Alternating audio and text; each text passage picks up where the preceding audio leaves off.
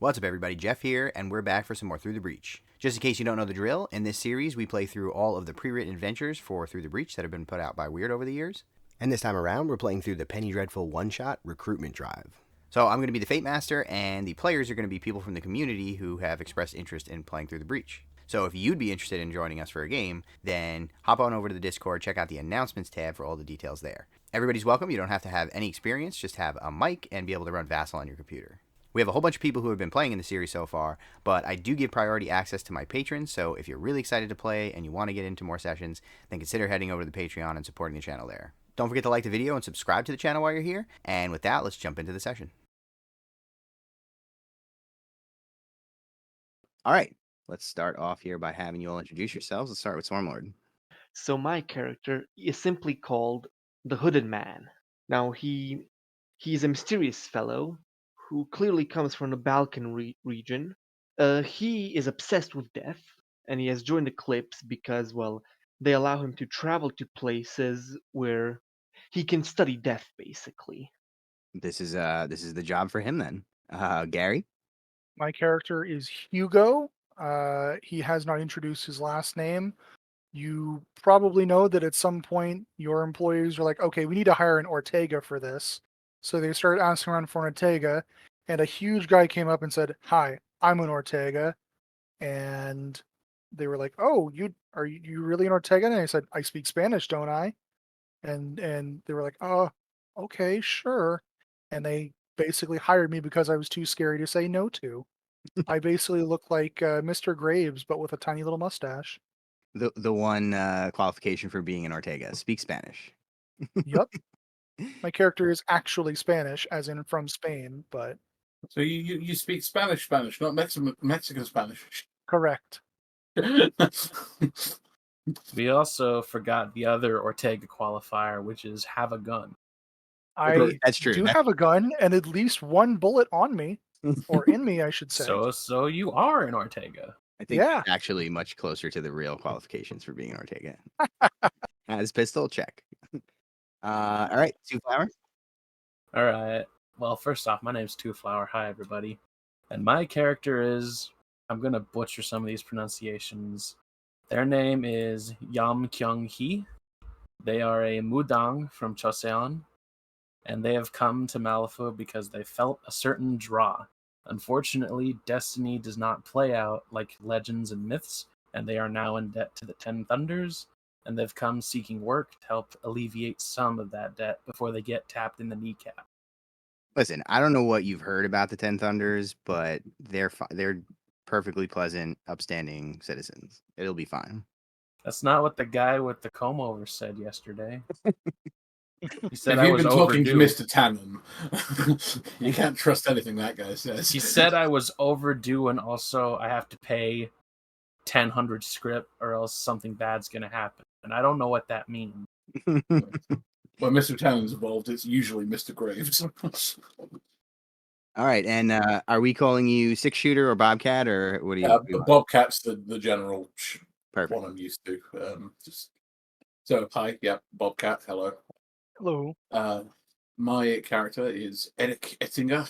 He is a relatively skitterish German with blonde hair and blue eyes, and basically looks every bit the typical German, aside from the fact that he is quite nervous looking, like just perpetually nervous. And he appears to be wearing some very, very complicated piece of technology all over his chest, the purpose of which can only be guessed at. He has joined Eclipse because he needs money to keep doing his research, and also he likes, getting paid, because you need money for food and drink and places to sleep. These all sound like good reasons to me. All right, so all of you being relatively new to the consulting company, you have been assigned a relatively simple task. You were asked to head down to the Southgate train station, which, if you don't know, is the last train station at the south, kind of east part of the city before the train leaves and goes down towards like Edge Point and Latiga, where the Ortegas hang out. So you were told to head down there, and you were going to meet a contact named Roland Petrov. He will be getting off at the 10:15 train. You are to meet him. He's going to have a crate of supplies. You're going to grab the supplies, and you're going to head back to Eclipse. So pretty straightforward. Just meet your contact, picking up the crate, heading back.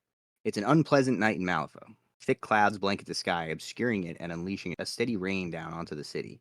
Despite the chill in the air and the way the water seems to work its way into your shoes, you can't help but feel a little grateful for the clouds.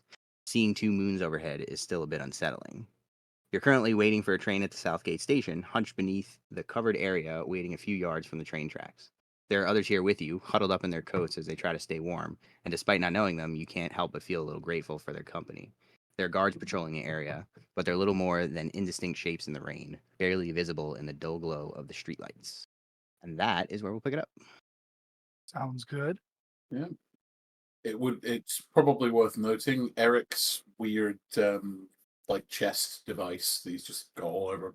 Anytime he's out in actual rain, it tends to spark a little bit. He does not appear concerned by this. That's not ominous at all. Yeah. All right. I'm probably staying near the back of the platform, probably not visible to more civilized folks, as I tend to make children cry when they see me. But I'm just sort of looking around. Are there any other interesting individuals to look at, or is it mostly just us on the train station at the moment? There's a handful of guards kind of milling around, and a few other people have passed by, but nobody. It's mostly just the four of you that appear to be just sitting there waiting. Sounds good. Well, while Kyung-hee is sitting passing time, they are going to play a little wooden flute. Not too loud, because we don't want to get shot at. Everybody knows playing music in Malifaux. It's a big no-no. How dare you be? It either goes one or two ways, depending on like where you are. Fair. Are you attempting to bring levity to the situation? What is wrong with you? Yeah, happiness is not allowed in Malifaux. Yeah. Unless you're paying for it at the honey pot, in which case you're allowed it for a while. Or the key and gong if you want to be a little high rolly. The thing with the key and gong is the happiness is never really yours. All right, so after a few minutes, you shift in your seat as you hear the distant sounds of the approaching train, muted by the rain but still audible. Then the train becomes visible, or at least a light mounted in the front of the engine.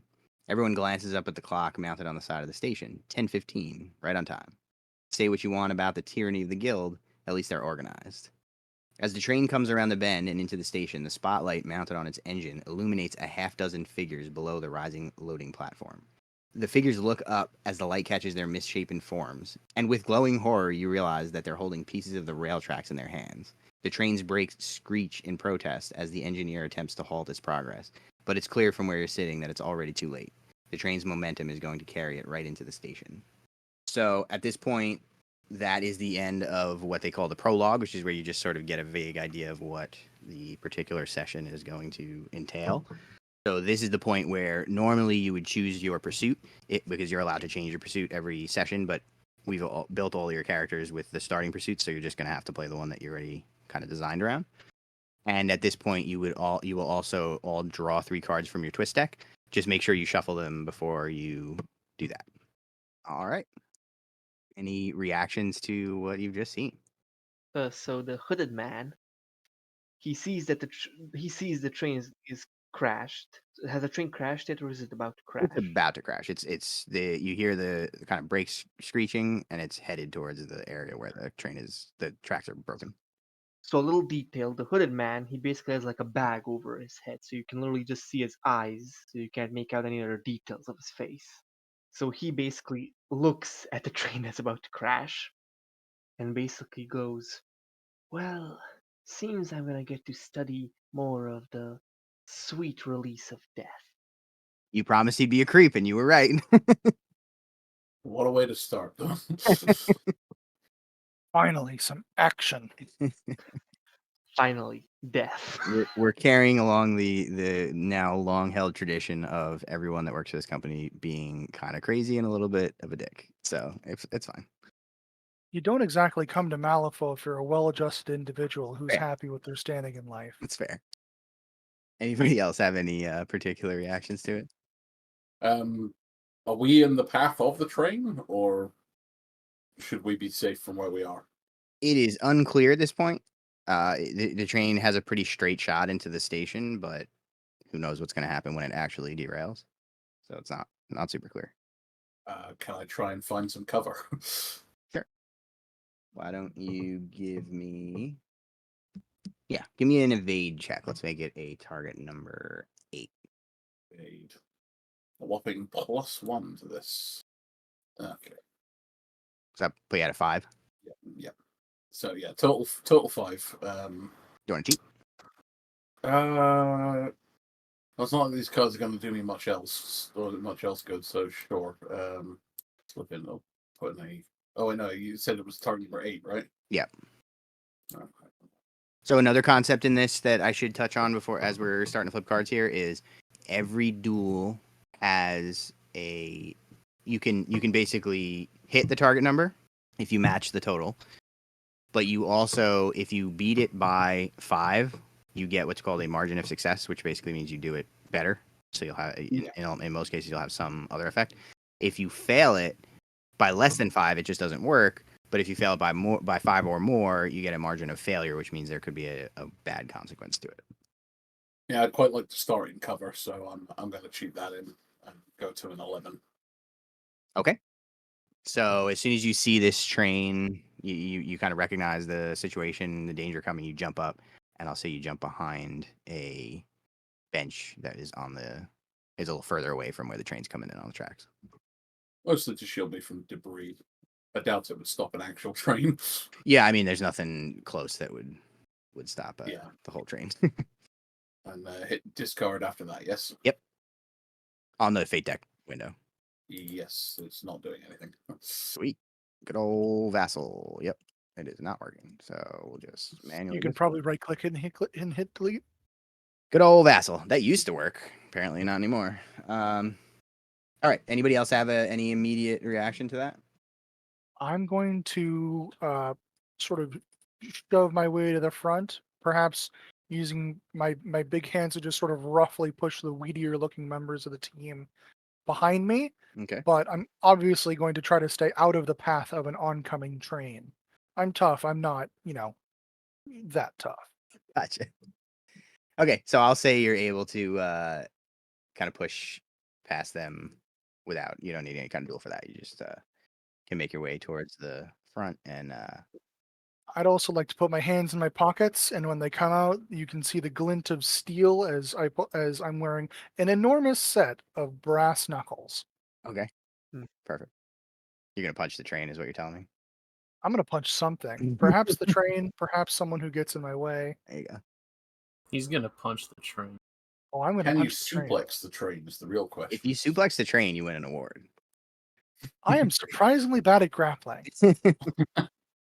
I was gonna make a suplex the train joke, but I didn't know how timely that reference is. So Not to worry, my significant other is a big Final Fantasy player, so perfect. I guess most of us are around the right age for that.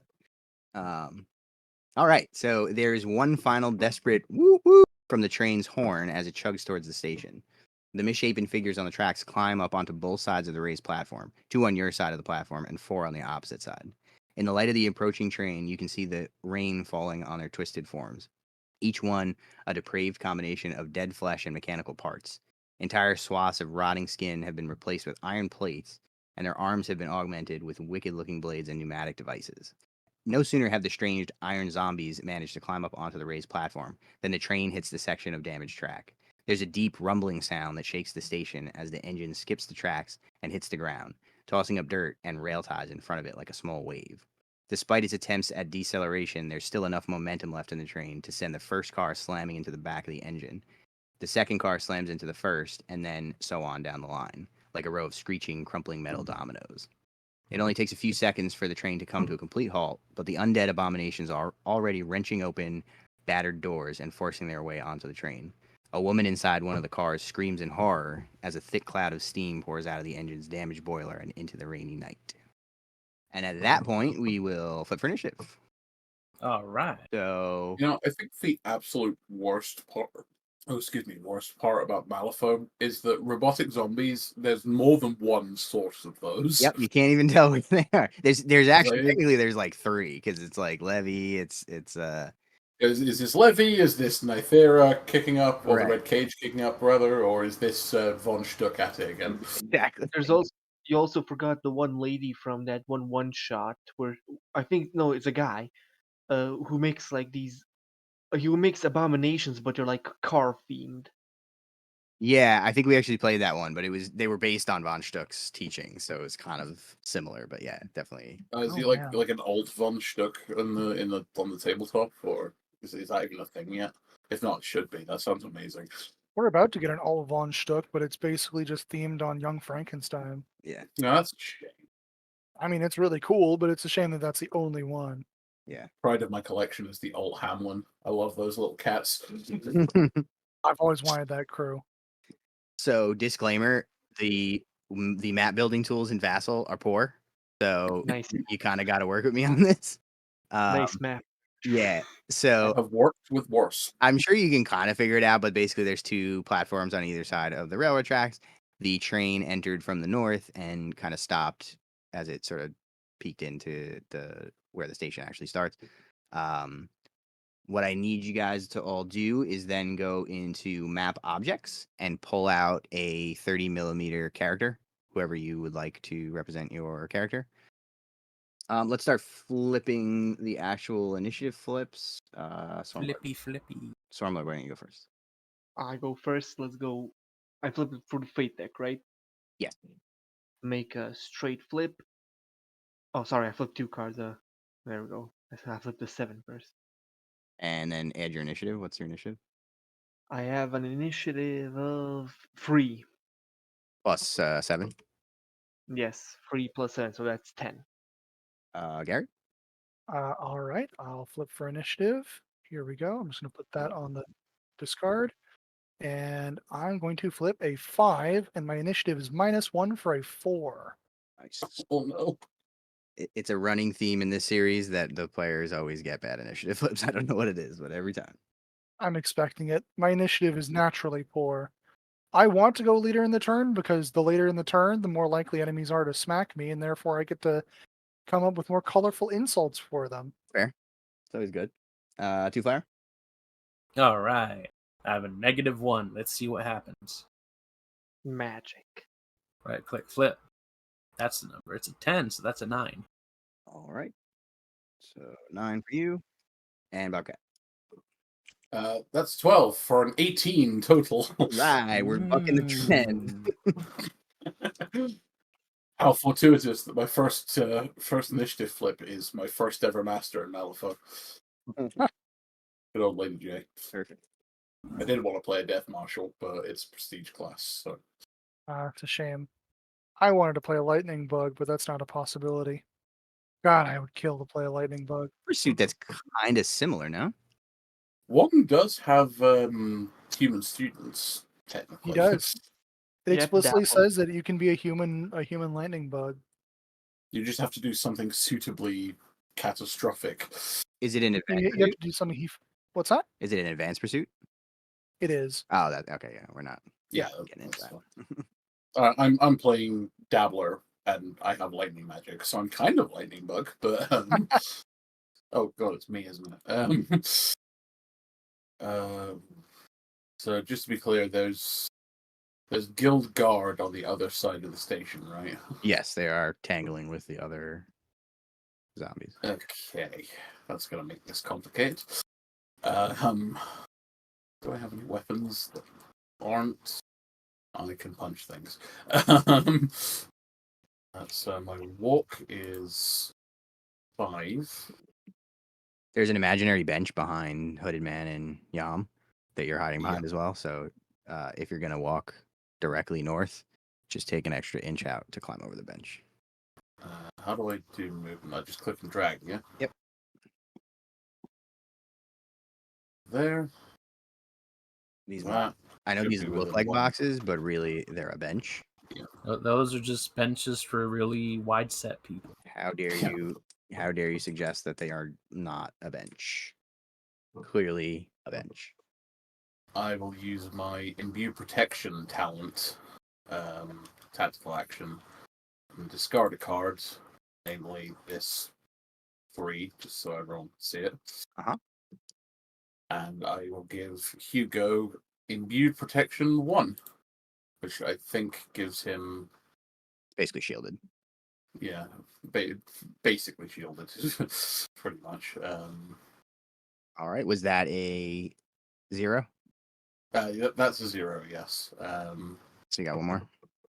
One more. I really don't want to get any closer to the abominations than I have to. And I don't want to start fucking magic around when a guild can see me. So I will just pass if I can. I can focus, right? You can focus, but it will expire at the end of the turn. You would be able to use it if you got attacked.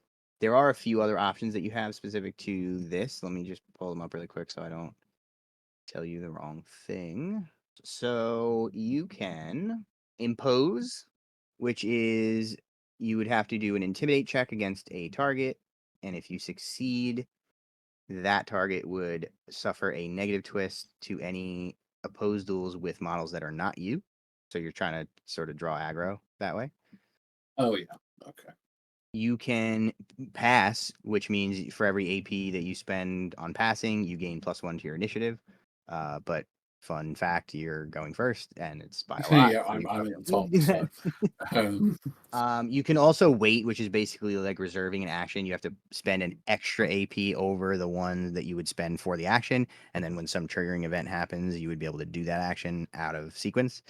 Similar things in like D&D and stuff like that. But Yeah. obviously you only have one action, so that's not really gonna work much here. You can also trick. So this is sort of the opposite of impose. So you would do a deceive challenge against the target, and you would gain a positive twist in any opposed duels against that character. A positive twist to the duels and to damage flips if applicable. I will settle for focused. I'm sorry, actually, it's not. I misspoke. It's not damage flips. It's defense flips. So it's any opposed duels you would get a plus. Okay. I'll stick with the focus and just if it expires, it expires. Okay. Next up, that's it for you, right? Yeah, that's everything. All right. Next up is the Hooded Man. Yeah. So the hooded man, he isn't much of a combat boy. So he looks at the situation and he seems quite fascinated by these iron zombies. He can't really do much. So as a distraction, he's gonna discard a card from his hand to summon one of the Seishin. Okay. Bam. So as he discards the card, as he basically like focuses, the other fated in the party can like see him focusing, and suddenly there's a tear in reality for a second where like screams of the damned can be heard until there's like a small dragon ghost head swinging around. We just call that Tuesday in Malifaux. Now the little kingdom's getting rowdy again. Oh dear, oh dear. All right. So you want to grab a? I'm gonna grab a token. I just want to see how far away I can place them I think because I base think there's a contact. certain. I don't think it is base contact. I think there's like you can place them a few inches away from you. I think. Let me see it just. I thought I'm like trying to avoid using magic in front of the guilds, and then you just straight up summon a spirit of the damned.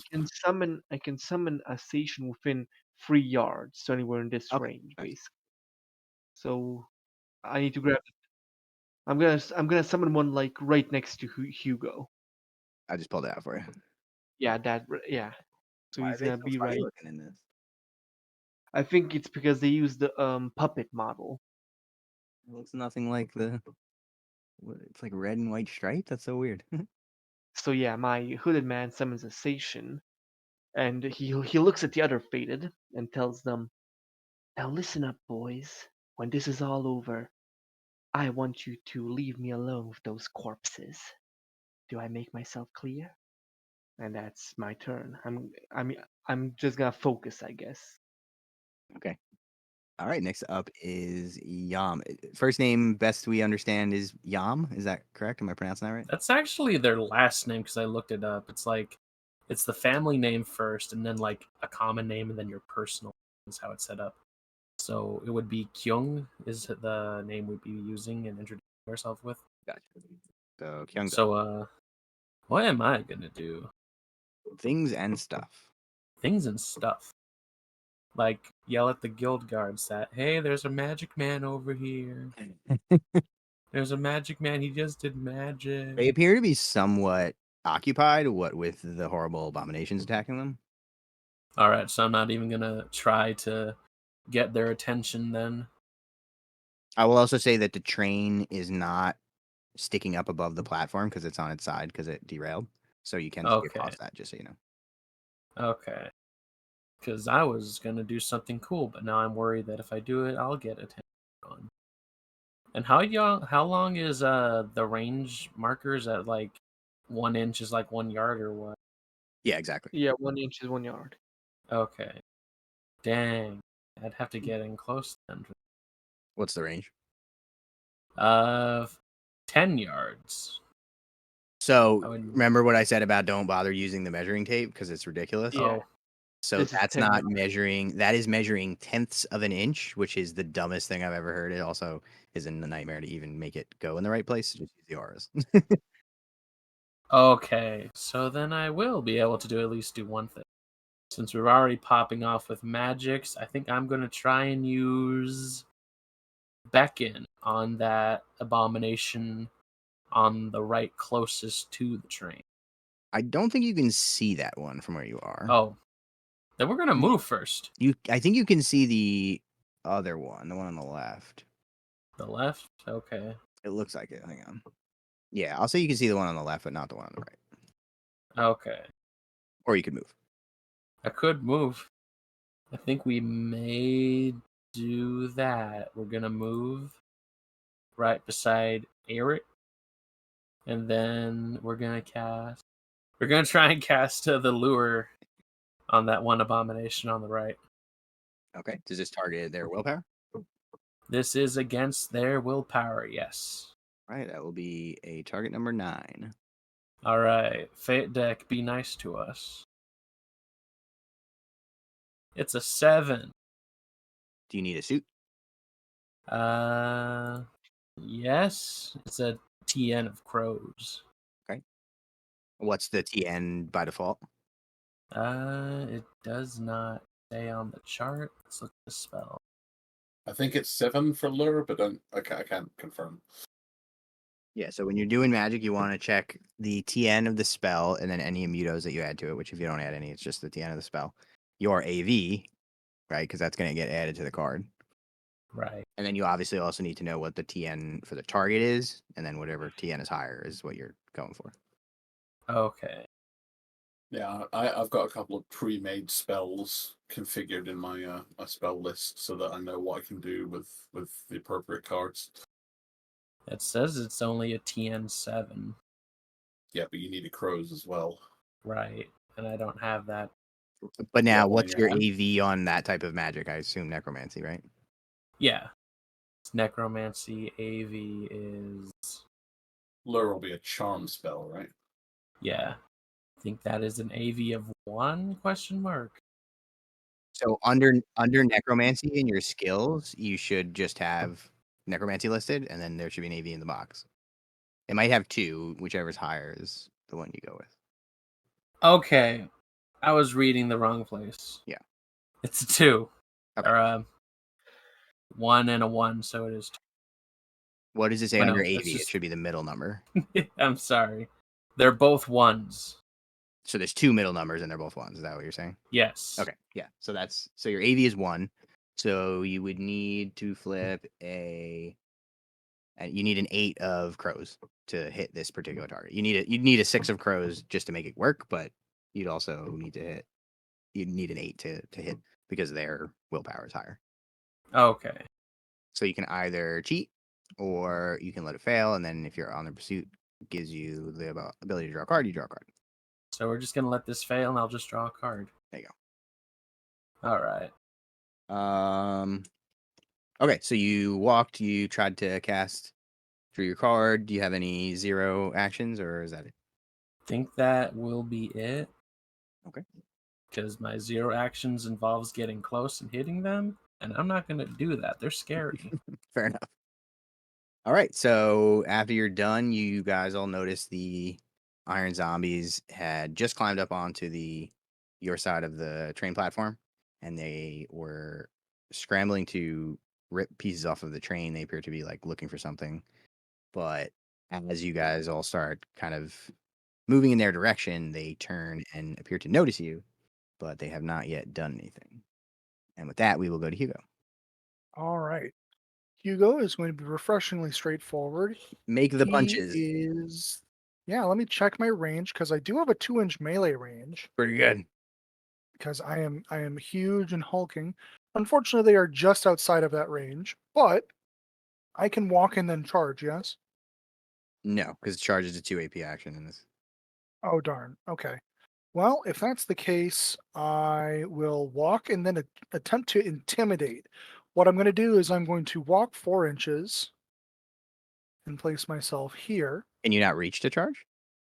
No, I'm just outside of 2 inch. I'm just outside of range by like half an inch. You said you have a walk of 4 and a A 2-inch walk of melee? 4 and yeah. If I put myself back, let me show you. Well, don't do anything because I can actually rewind it. It'll put you right back in the right spot. Yeah, no, I'm just outside of 6. Okay. So, if that's the case, I will just walk 4 inches up to about here. And then I'm going to make an intimidate check on the abomination on the right. All right. And let me see. I need to pull up my intimidation roll.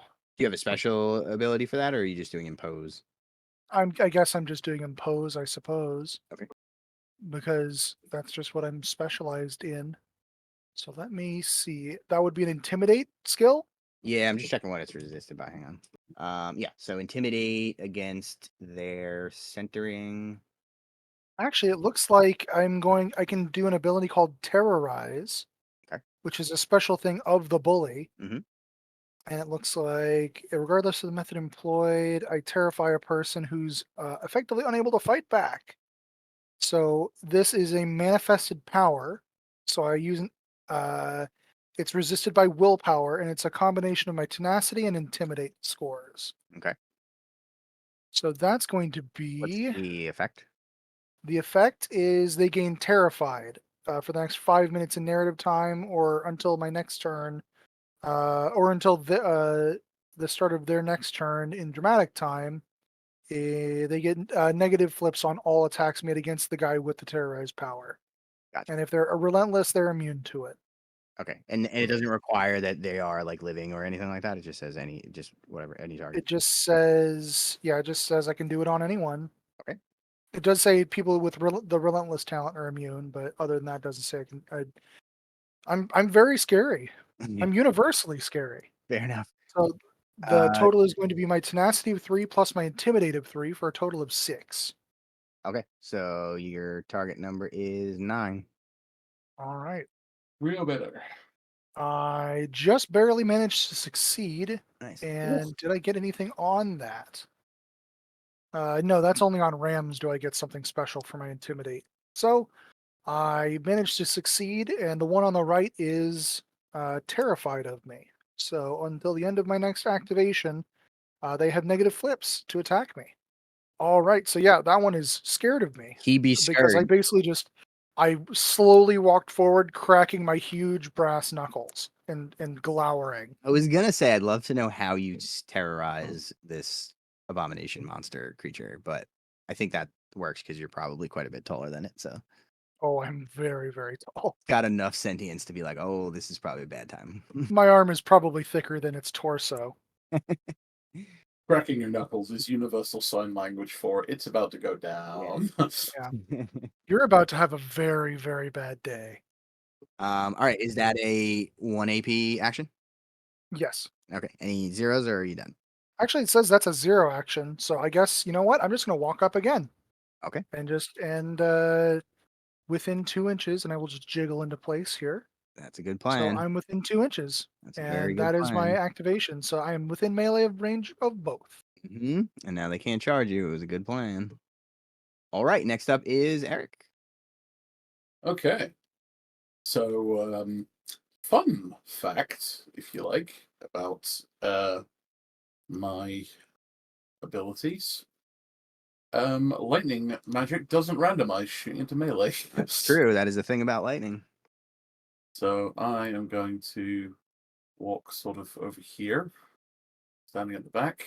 So I'm just about in range of that one. And hopefully, with the guild guard slightly distracted, I'm going to try and tuck a lightning bolt at the one on the left. Okay. Do you have a? Are you adding any immunos to it or anything like that? Do you? So, sorry, let me find my pre-made spells. I'm just going to stick with a standard electrical bolt. So I need anything of tomes for this to work at all.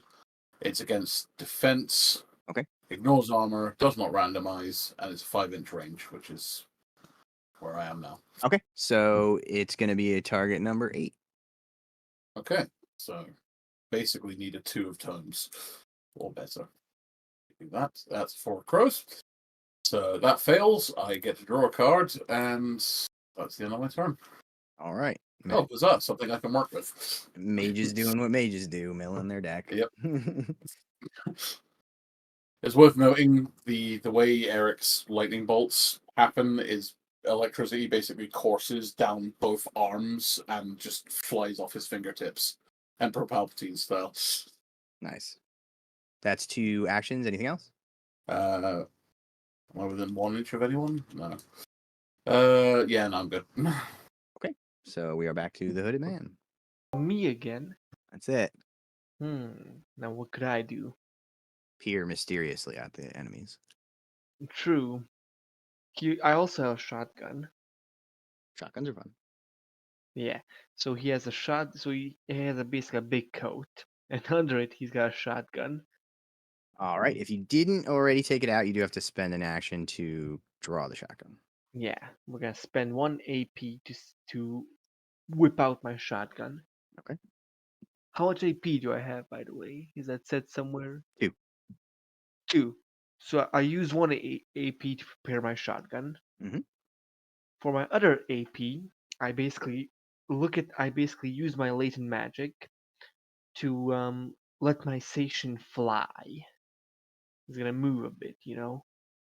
Is that an So ability you have, or are you just giving him an order? I'm gonna order it. Okay. So just so you know, you have to finish out your whole activation, and then once you're done, then he goes. Yeah. So I order him to move around, to move like.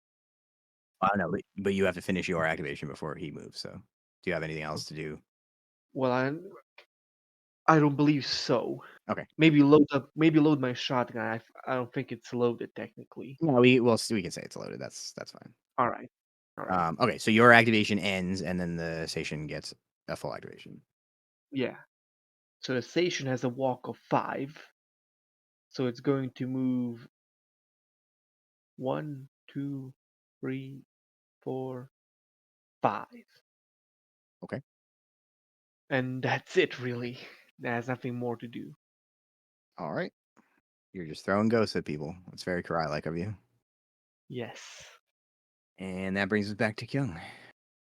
All right, let's try and do something a little bit more impressive now.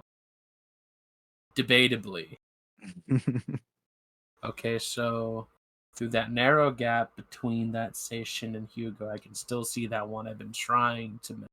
And now that I am closer to him, I think I can try and do something a little bit more dangerous than just making it move. And Just keep in mind they are being engaged, so if you're going to cast a spell that has a projectile, you will have to randomize unless you have a way to avoid that. this is true. So you can cheat the randomization, so it's not the end of the world, but it is second edition Right. randomizations. It's kind of annoying. I hate it, but Right, it's gonna be like annoying numbers at annoying times. So because I really want to get a spell off, I think I'm gonna risk it for the biscuit. all right. We're gonna try and hit it with another. Oh, no. We're gonna try and hit it with something else. We're gonna try and hit it with an elemental projectile. Okay. That's my sorcery. It's a range of 5. Triggers off of 5 of tomes. You're gonna regret it if you hit me with this. Damn If I thing. hit you with it, I'm not going to be able to see how this ends because you'll turn around. Probably sit Remember on that me. There will not be 2 enemies on this platform. There will be 3. I wanted to clarify for Elemental Bolt has to have an elemental immuto applied to it, so its target number is always going to be a little bit higher than you think it is. Right, and also you are currently not within 5 inches range. So, do you have the range Extend muto, alter. whatever? Alter range. There you go. I do not. Thank you for getting that. Okay. We're going to move first. Yeah, so you'd have to walk up a little closer first, and then, yeah, like you said, you need to do 1 elemental immuto. Yeah. Thankfully, I have 2. There you go. I can just pick one or the other. So we're just going to creep up like this. Is that close enough? Looks like you need a little more. You got to get within that bubble. A little more. If you hold shift and hit the the arrow keys, it'll like nudge you. So if you need like fine adjustments. Okay. So we're just going to sit. If you've got a high, like if you're sitting on a high card, I can't seem to find anything that says you can't apply more than 1 elemental immuto. So you could throw poisonous fire at him, for example. Yeah, the effect stack for sure. Huh. You can do the same one multiple times too to double the effect. So like if you had burning, you can make it apply multiple instances of burning, etc. Also, you only have to toe into that range to be able to hit him. So if you want to go all the way back, you can, just as long as you're touching that bubble. Closest point to closest point this time. Yeah. I just wanted to be in the bubble because sometimes it's fun to be inside of it. I like bubbles. This is true. All right. Cool. And everyone's inside my bubble currently. Now that we moved, we're going to try that spell again. Yep. Explain to me how the random effect is going to happen. Should I draw first? So first you'd have to set up your spell. So you have to decide what you're casting, what immutos, and what the TN is going to be. I would then tell you what the TN is, and then we would randomize. So what's going to happen is you're going to flip a card for both of the enemies and for Hugo. Whichever one comes up the lowest becomes the target of the attack, but you can cheat them. Okay. Now that we got that, we're going to be a little dangerous. We're going to apply a 2 immutos, and it is a 5 of tomes to go off. Okay, what are the immutos? Spirit and wind. Oh, no, just 2 spirits. Does spirit not ignore randomization?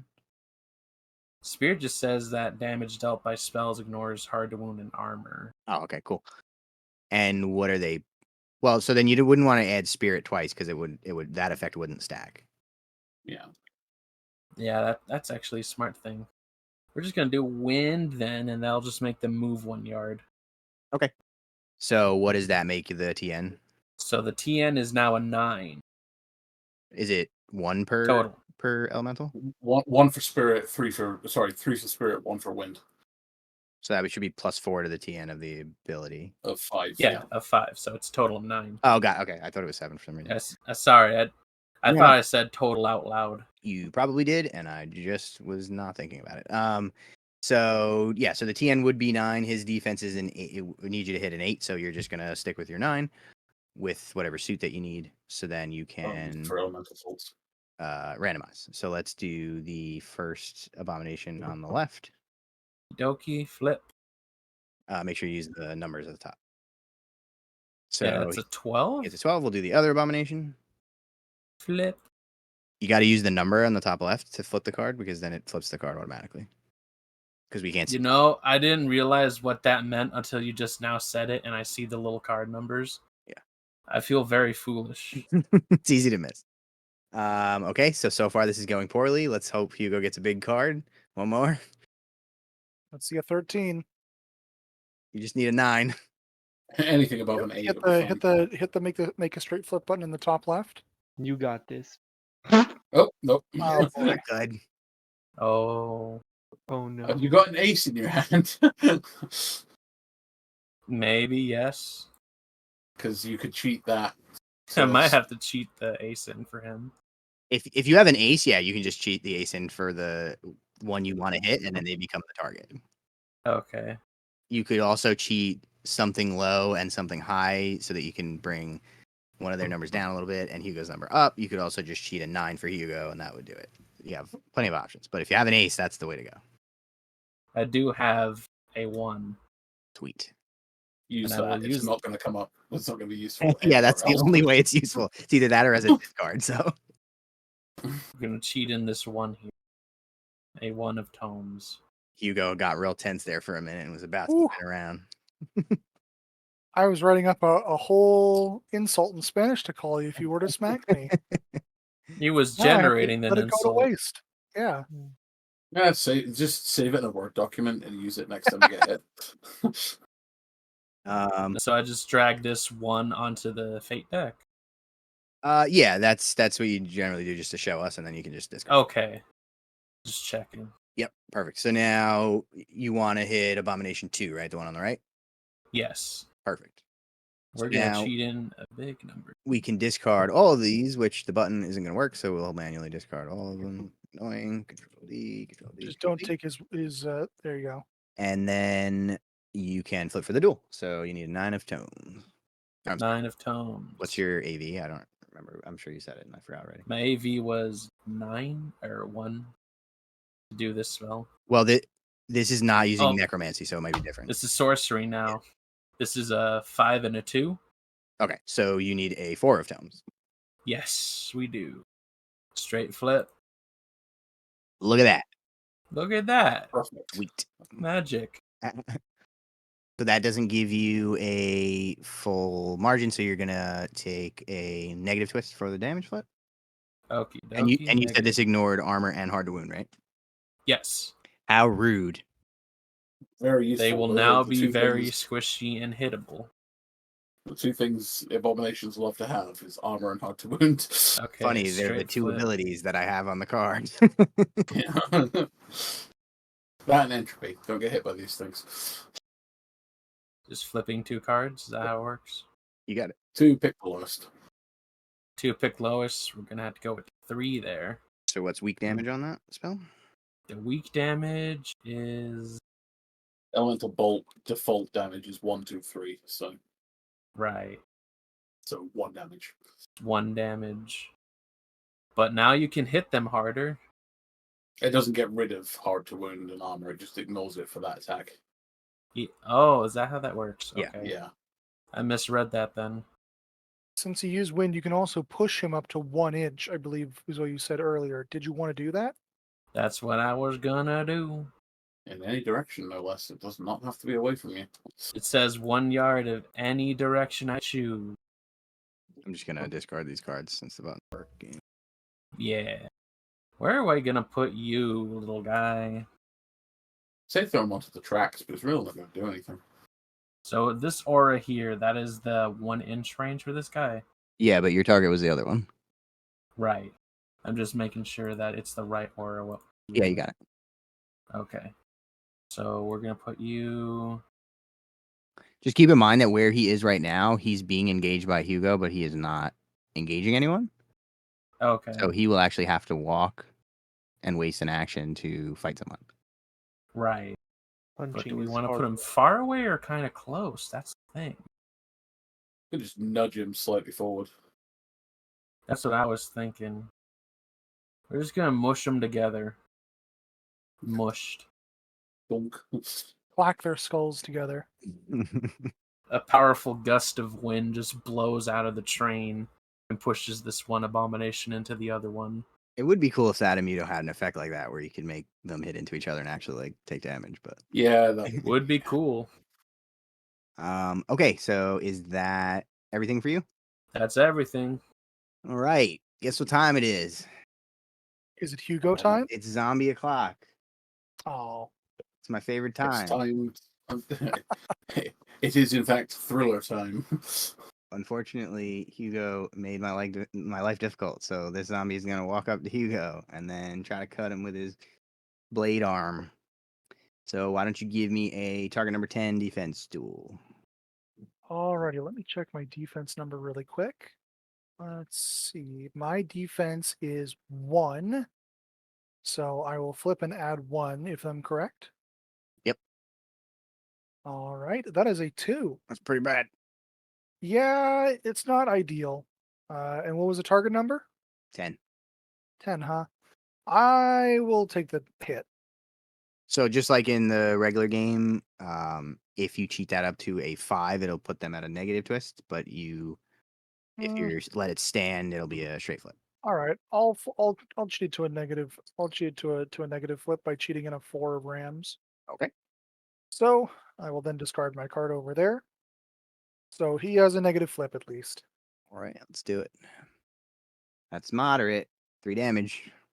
Which Ouch. is reduced by 1 by a sudden jolt of electricity from my my shielding. Oh, Zap. okay. I also am wearing armor, so is it reduced again? Yes, it is. Down to 1. Cool. I take a single point of damage. And I will mark that on my character sheet really quick. Cool. And then the other zombie, I believe, gets to go unless it's got a 0 that's relevant. Nope, just the next zombie. So I hope these things don't have entropy. That'll make things difficult. I would be extremely sad if these things had entropy.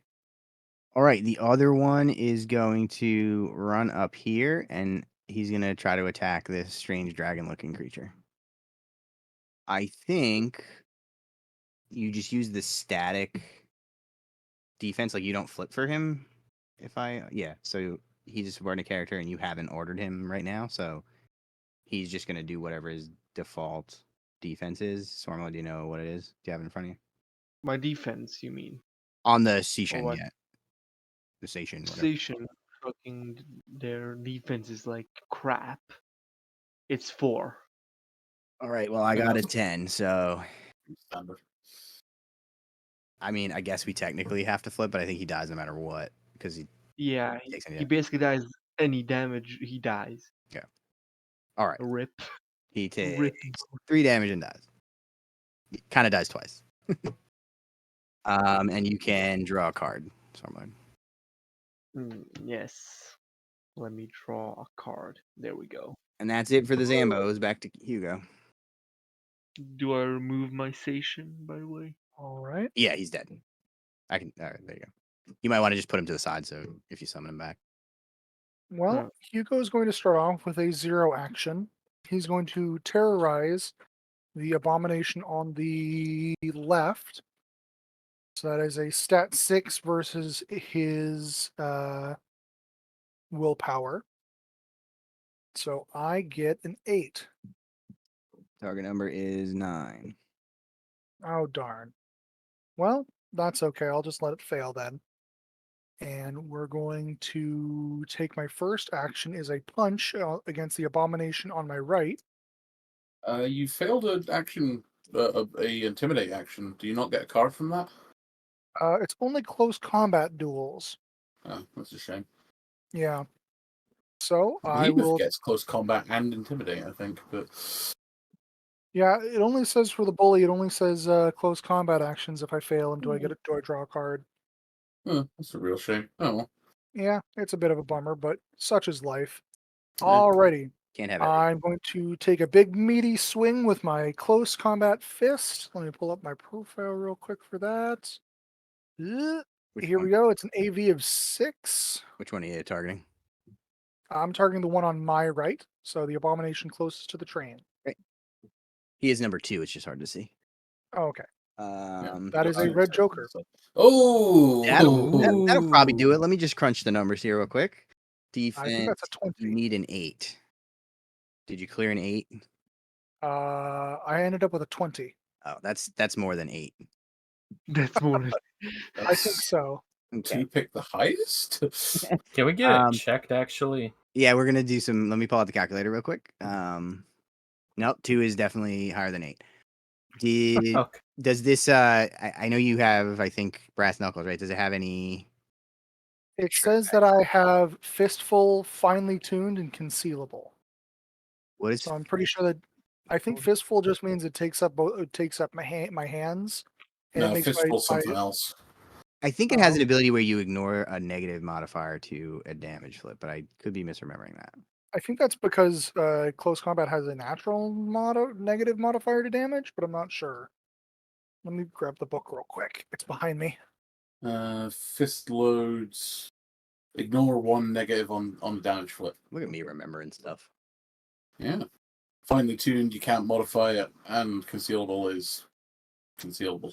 Yeah, it's a positive twist to hide it. Yeah, hide it. Okay, so yeah, you will get a positive twist on the damage flip and any trigger you want. Alrighty. That's exciting. And any trigger I want. Oh boy. That's how Red Joker be. Well, I will definitely take the one where I get a free intimidate attempt against them. Pretty good. Let's see. If they So that would survive. be. Well, you'll gain cowed effectively. So you'll get a negative flip to all attacks made against the character who applied this condition. So this is basically the same thing as my terrorize action, but it's built in on crows when I hit. Oh, it just applies it. I don't have to check for it. Yeah, no, it just automatically applies after damaging. Sweet. So I get a positive flip on the damage here, which is going to be 1, 3, 4, and that's going to be a high for 4 damage. Nice. So I give him a feint with the left hook, and then I immediately clock it directly in its torso with my right hook for a sickening crunch. You can hear the snap of bones and small metal instruments. Yeah, so as your fist hits this thing, you hit it in one of the meaty parts, but as you connect, you can actually feel that something underneath it doesn't feel exactly like bone or typical meaty parts. There's something hard and firm in there, but it flinches back. You clearly hit it pretty hard. And I think that was one action, so I actually get a second attack, I think. Indeed. I'm going to take another swing at the abomination that I just hit and see if I can't follow it up and crush this little idiot. More punching.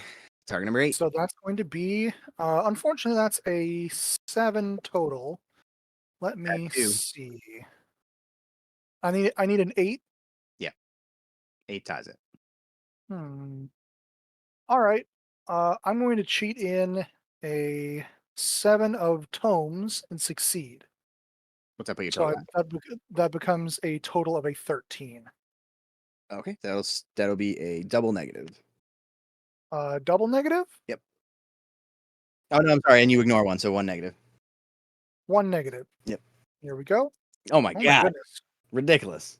That's high again for another 4 damage. All right. You're burning all the good cards. Stop. That was statistically improbable, but also kind That of was awesome. extremely statistically improbable. All right, so how do you do this guy in? I immediately bring down a huge leg to stomp one of its. Does this thing have like spider legs or does it have regular legs? It has mostly regular legs. They look like they're part meat and part metal.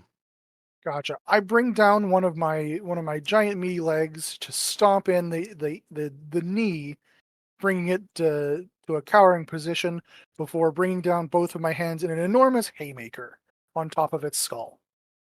All right, so everybody hears this sickening crunch, and its body almost like folds in half on itself, and it just, as you kind of recover from the attack, it is just laying on the ground in a heap, and you can see some twitching, and there's like a little bit of mechanical noise, but it doesn't get up.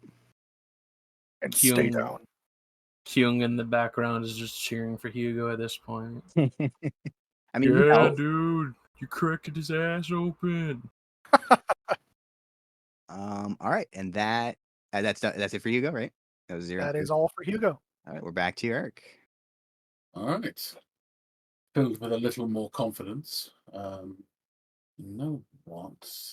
I can get away with some funky stuff if I move into melee range.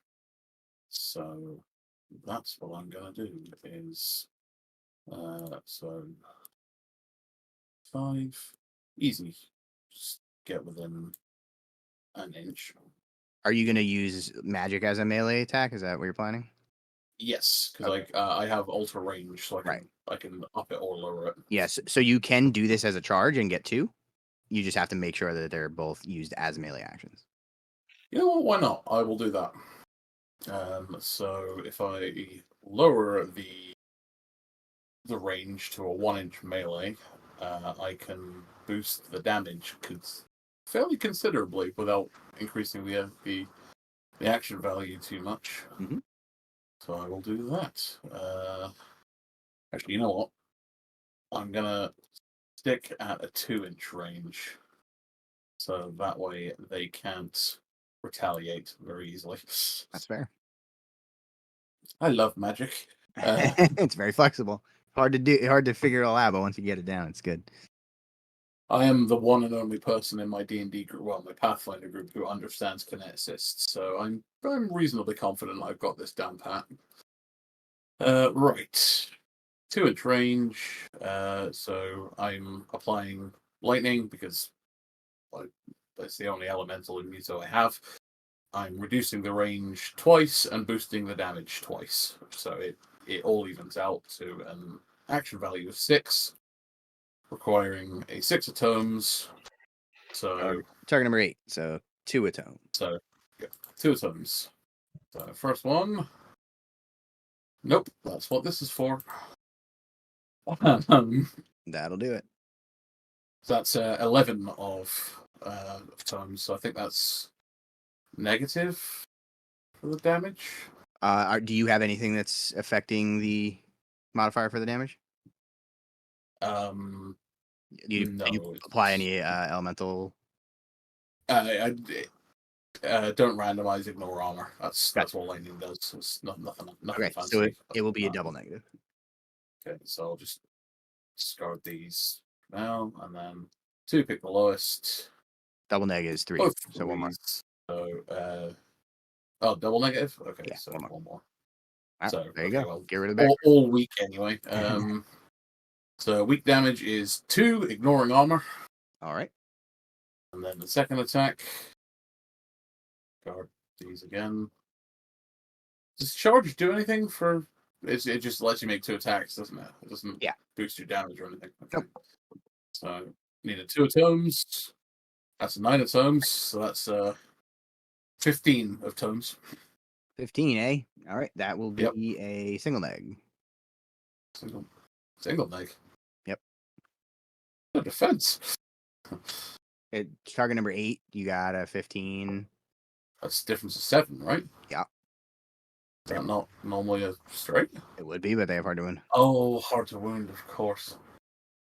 Damn. That's why it was a double neg last time. Oh well, yeah. Medium for 3 more damage, ignoring armor. Nice. Do you want to tell us what this looks like as you're peppering this? So Eric steps up a little bit. Lightning crackles down his arms. He reaches out a lot more close than he seems comfortable being, but lightning arcs from his fingertips to whatever extraneous body parts this abomination happens to have, courses all the way through it, right up towards wherever its brain or brain equivalent would be, and then there's this horrible little, and something wet pops and it just collapses. Nice. You fried it. Yep. Well, it's not dead yet. Mostly fried. Oh, it's not dead? Okay. It sort of like convulses and then. Okay, so it doesn't drop then, but something pops. Part of it's smoldering now, but it's still going. Yeah, exactly. Yep. All right. Anything else? No, you know what? I'm gonna keep this one last card in my hand for a rainy day. Right. Today's a rainy day, so it works out. Yeah. All right, we are back to the man of many hoods. Yes. So the hood man, he has his shotgun ready, and he decides to move up a bit. So he has a walk of 8, by the way, so he can walk anywhere He's here. very fast. Jesus Christ! You can see a little blur as he runs by. I thought I was fast with my 5. Yeah, He's he has faster than average. He's just ridiculous. With his arms out, he moves fast. Like he Naruto. originally had a 6 walk, but I took the better part of valor talent, which makes my charge a 0, but makes my walk +2. That makes perfect sense, really. So he is Naruto running. So I'm gonna drop around. He's gonna drop around here. Oh yeah, he also has focus from before, by the way. No, that expired. Yeah, so yeah, that's gone. But So he has a shotgun. It's prepared. It has a range of 12. Mm-hmm. Auras 12. Bam. I mean, I didn't even need to move, but fuck it. Yeah, I was gonna say a 12-inch range is most of this platform, so Yeah, but I moved because of reasons. okay, because of reasons you want to get close to those nice juicy dead bodies. Yeah. So the hooded man. So he has an A and E. I think it's called pump shotgun. Yes. The classic So pump action. yeah. So it has a special rule called shot, however you say it. So basically, you know how his shotgun has like blast. Mm-hmm. Well, instead of using like normal ammo, he uses slugs, Right. which is turns those blasts into plus flips. It's pretty good. So I'm gonna flip an attack on this one abomination. Okay, well hold Well, on, because you don't ignore randomization, right? I don't ignore it. I Okay. think. So first you gotta flip for randomization. So let's do one for the abomination. Bam. That's pretty good. One for Hugo. Mm, Let's get another. Let's all get the right. Black Joker. Let's get the Black Joker, baby. Now make Please. another flip. One Let's more flip. flip. Flip like a. There you go. Okay, there we go. I'm happy with that. All right. All right, so it's gonna be a target number 8 to hit the zombie. So I need to flip again, right? Yeah, that was just for the random. So now you do the duel. Oh, That's pretty good. that even has some success, right? A margin of success. What's your total at? Wait, so I have so I flipped to 12 and my do I like add my shotgun skill, right? Yeah, the AV for your shotgun. Oh yeah, let me find it. Shotgun It should be the middle number. AV 2. Okay, so you're at a 14. Yep. So that will be a straight flip, and then whatever you got from shot. So that's a 12. That's Plus, like spear damage, right? That's a plus. Oh no, that's not the damage flip. That's just the duel. So Yeah. the ability for shot says instead you remove the blast damage and you just get a positive twist to damage. Is that right? Yeah, yeah, Okay, so yeah. so the damage flip will have a positive twist. All right. So I'm now I sorry, flip it'll it. have a straight flip because of hard to win. Yep. So one card. Now we. Whoop. Nice. Good flip. yeah, That's moderate. moderate. Moderate. So that means I think. Let me see in my chart. I wrote it down. Don't worry. 3. That's 3 damage. Nice. All right, you got him. So what want to describe? You were hiding out in the background throwing ghosts at people, and then you came in and got last hit. Yeah. So as the abomination crumbles, the hooded man looks at it, and he looks at Hugo, and basically says, "You can take the mechanical bits, but the meat, it's mine." Disgusting. I need someone else in the party to respond to all this creepy shit he's saying because this is not normal. Like Just Eric is like looking at him with this sort of like manic look of like, oh god, who have I been partnered up with exactly? My character is not a particularly emotive individual, but he's thinking, oh God, it's for the paycheck, it's for the paycheck, it's for the paycheck, it's for the paycheck. It's for the Ortega paycheck. Come on, it's okay. You can handle it. Kyung is gonna turn her head to the hooded man and give him like a very disbelieving look, like she's not quite sure how to respond to what he just said out loud. And then she will say, "No, stop it. Get some help." get some help.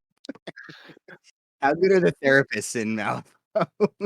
go enter yourself into the sanitarium, man. You should go there. I'm telling you to do this.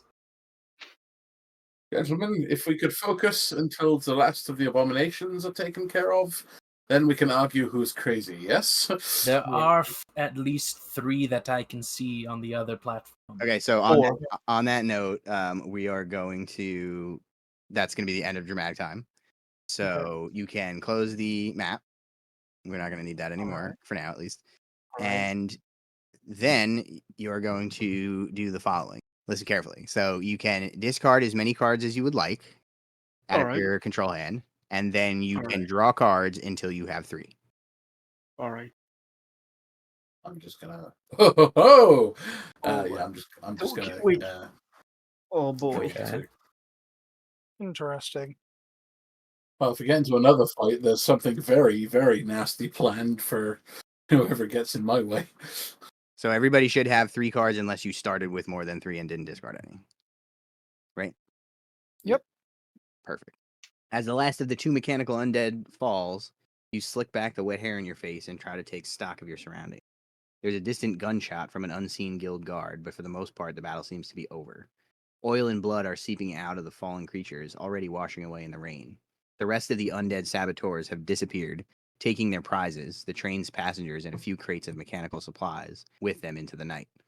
You're not entirely sure what they plan to do with the prisoners or the mechanical parts, but something in your gut tells you that it won't be anything pleasant. Hmm. I think we just lost out on our job. We need to salvage something. I want my paycheck. Our paycheck just walked away. And possibly our contact as well. Well, now we need to walk after it. Let's get moving, slugs. Can you see in the dark? No, but I can walk in the direction. I You can got walk. ears, don't you? We can smell their rotting corpses. Maybe you can, but What is with you and corpses and rotting? Can I'd like to look around real quick. Is there like a lantern on a wall or something nearby? There are lights up on the train station, but they're not accessible. Oh, so I can't like wrench one down using my immense gorilla strength. You'd have to climb up a ways, but you could give it a shot. I'm not going to spend too much time on it. All right, Let's so see. as you guys are all discussing that, suddenly you hear 2 gunshots from up ahead, and a man in a trench coat stumbles into the light of a nearby street lamp. He snaps open the chamber of his revolver in an attempt to reload, but the rain, poor light, and his shaking fingers are making it difficult. Another of the mechanical undead clomps towards the man as he fumbles with his gun. The steam engine welded to the corpse's spine chugs as it pumps black smoke into the rainy night and propels the zombie forward. Its dead eyes stare at the man as it raises a sword-like arm to cut him down. I'm going to start approaching the necropunkin man at a decent clip. But if anyone would like to take a shot, now is your chance. you know what? I don't want to use magic with a guild guard or probably actively watching, but So as far as you can see, the platform on the other side is now cleared. The guards are either dead or theoretically chasing down the zombies that have kind of fled into the night. I'll give it a shot then. All Though right. the dude that's there kind of looks like he might be a guild guard. Well.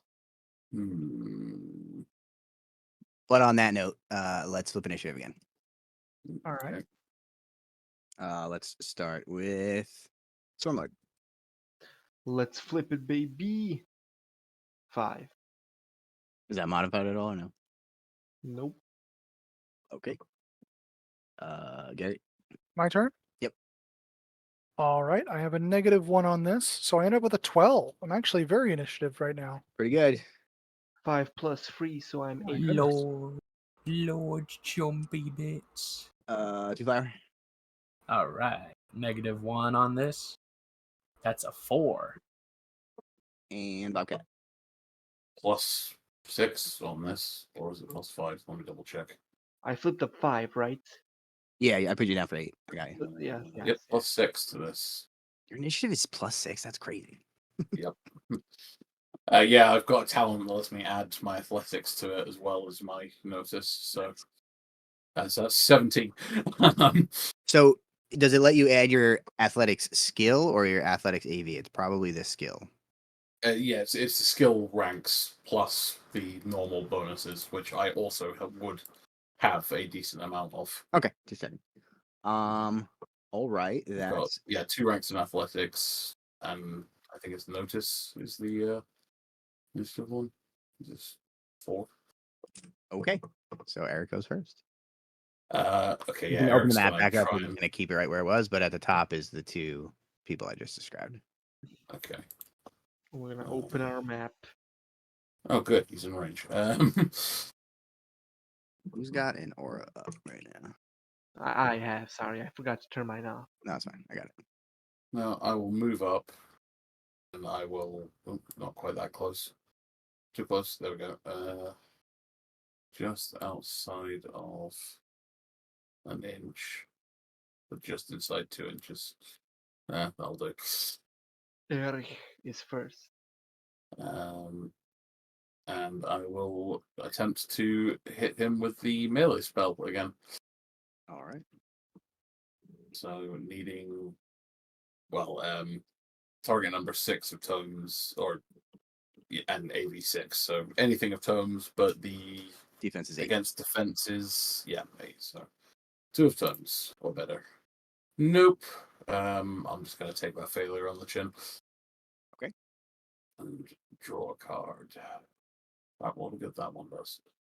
So you know what? I'm going to immediately use it for my 0 action and give this guild guard shielded with imbue protection.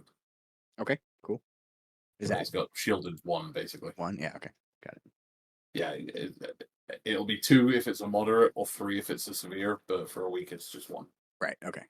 Makes sense. And then magic punching him again? Right, because charge action I can do it twice. Yeah, might as well. So once again, should have deleted that one first. 7 of tomes succeeds, so Was that what your total at?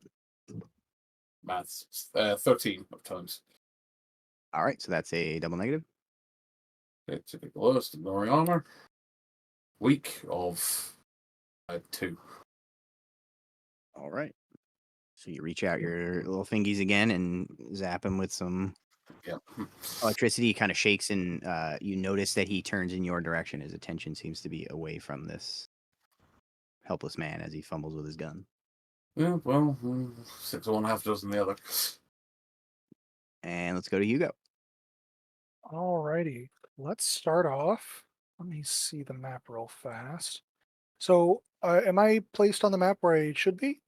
Yeah, we'll just kind of pick up where we left off. There was not much gap between the end of the previous combat, and the beginning of this one.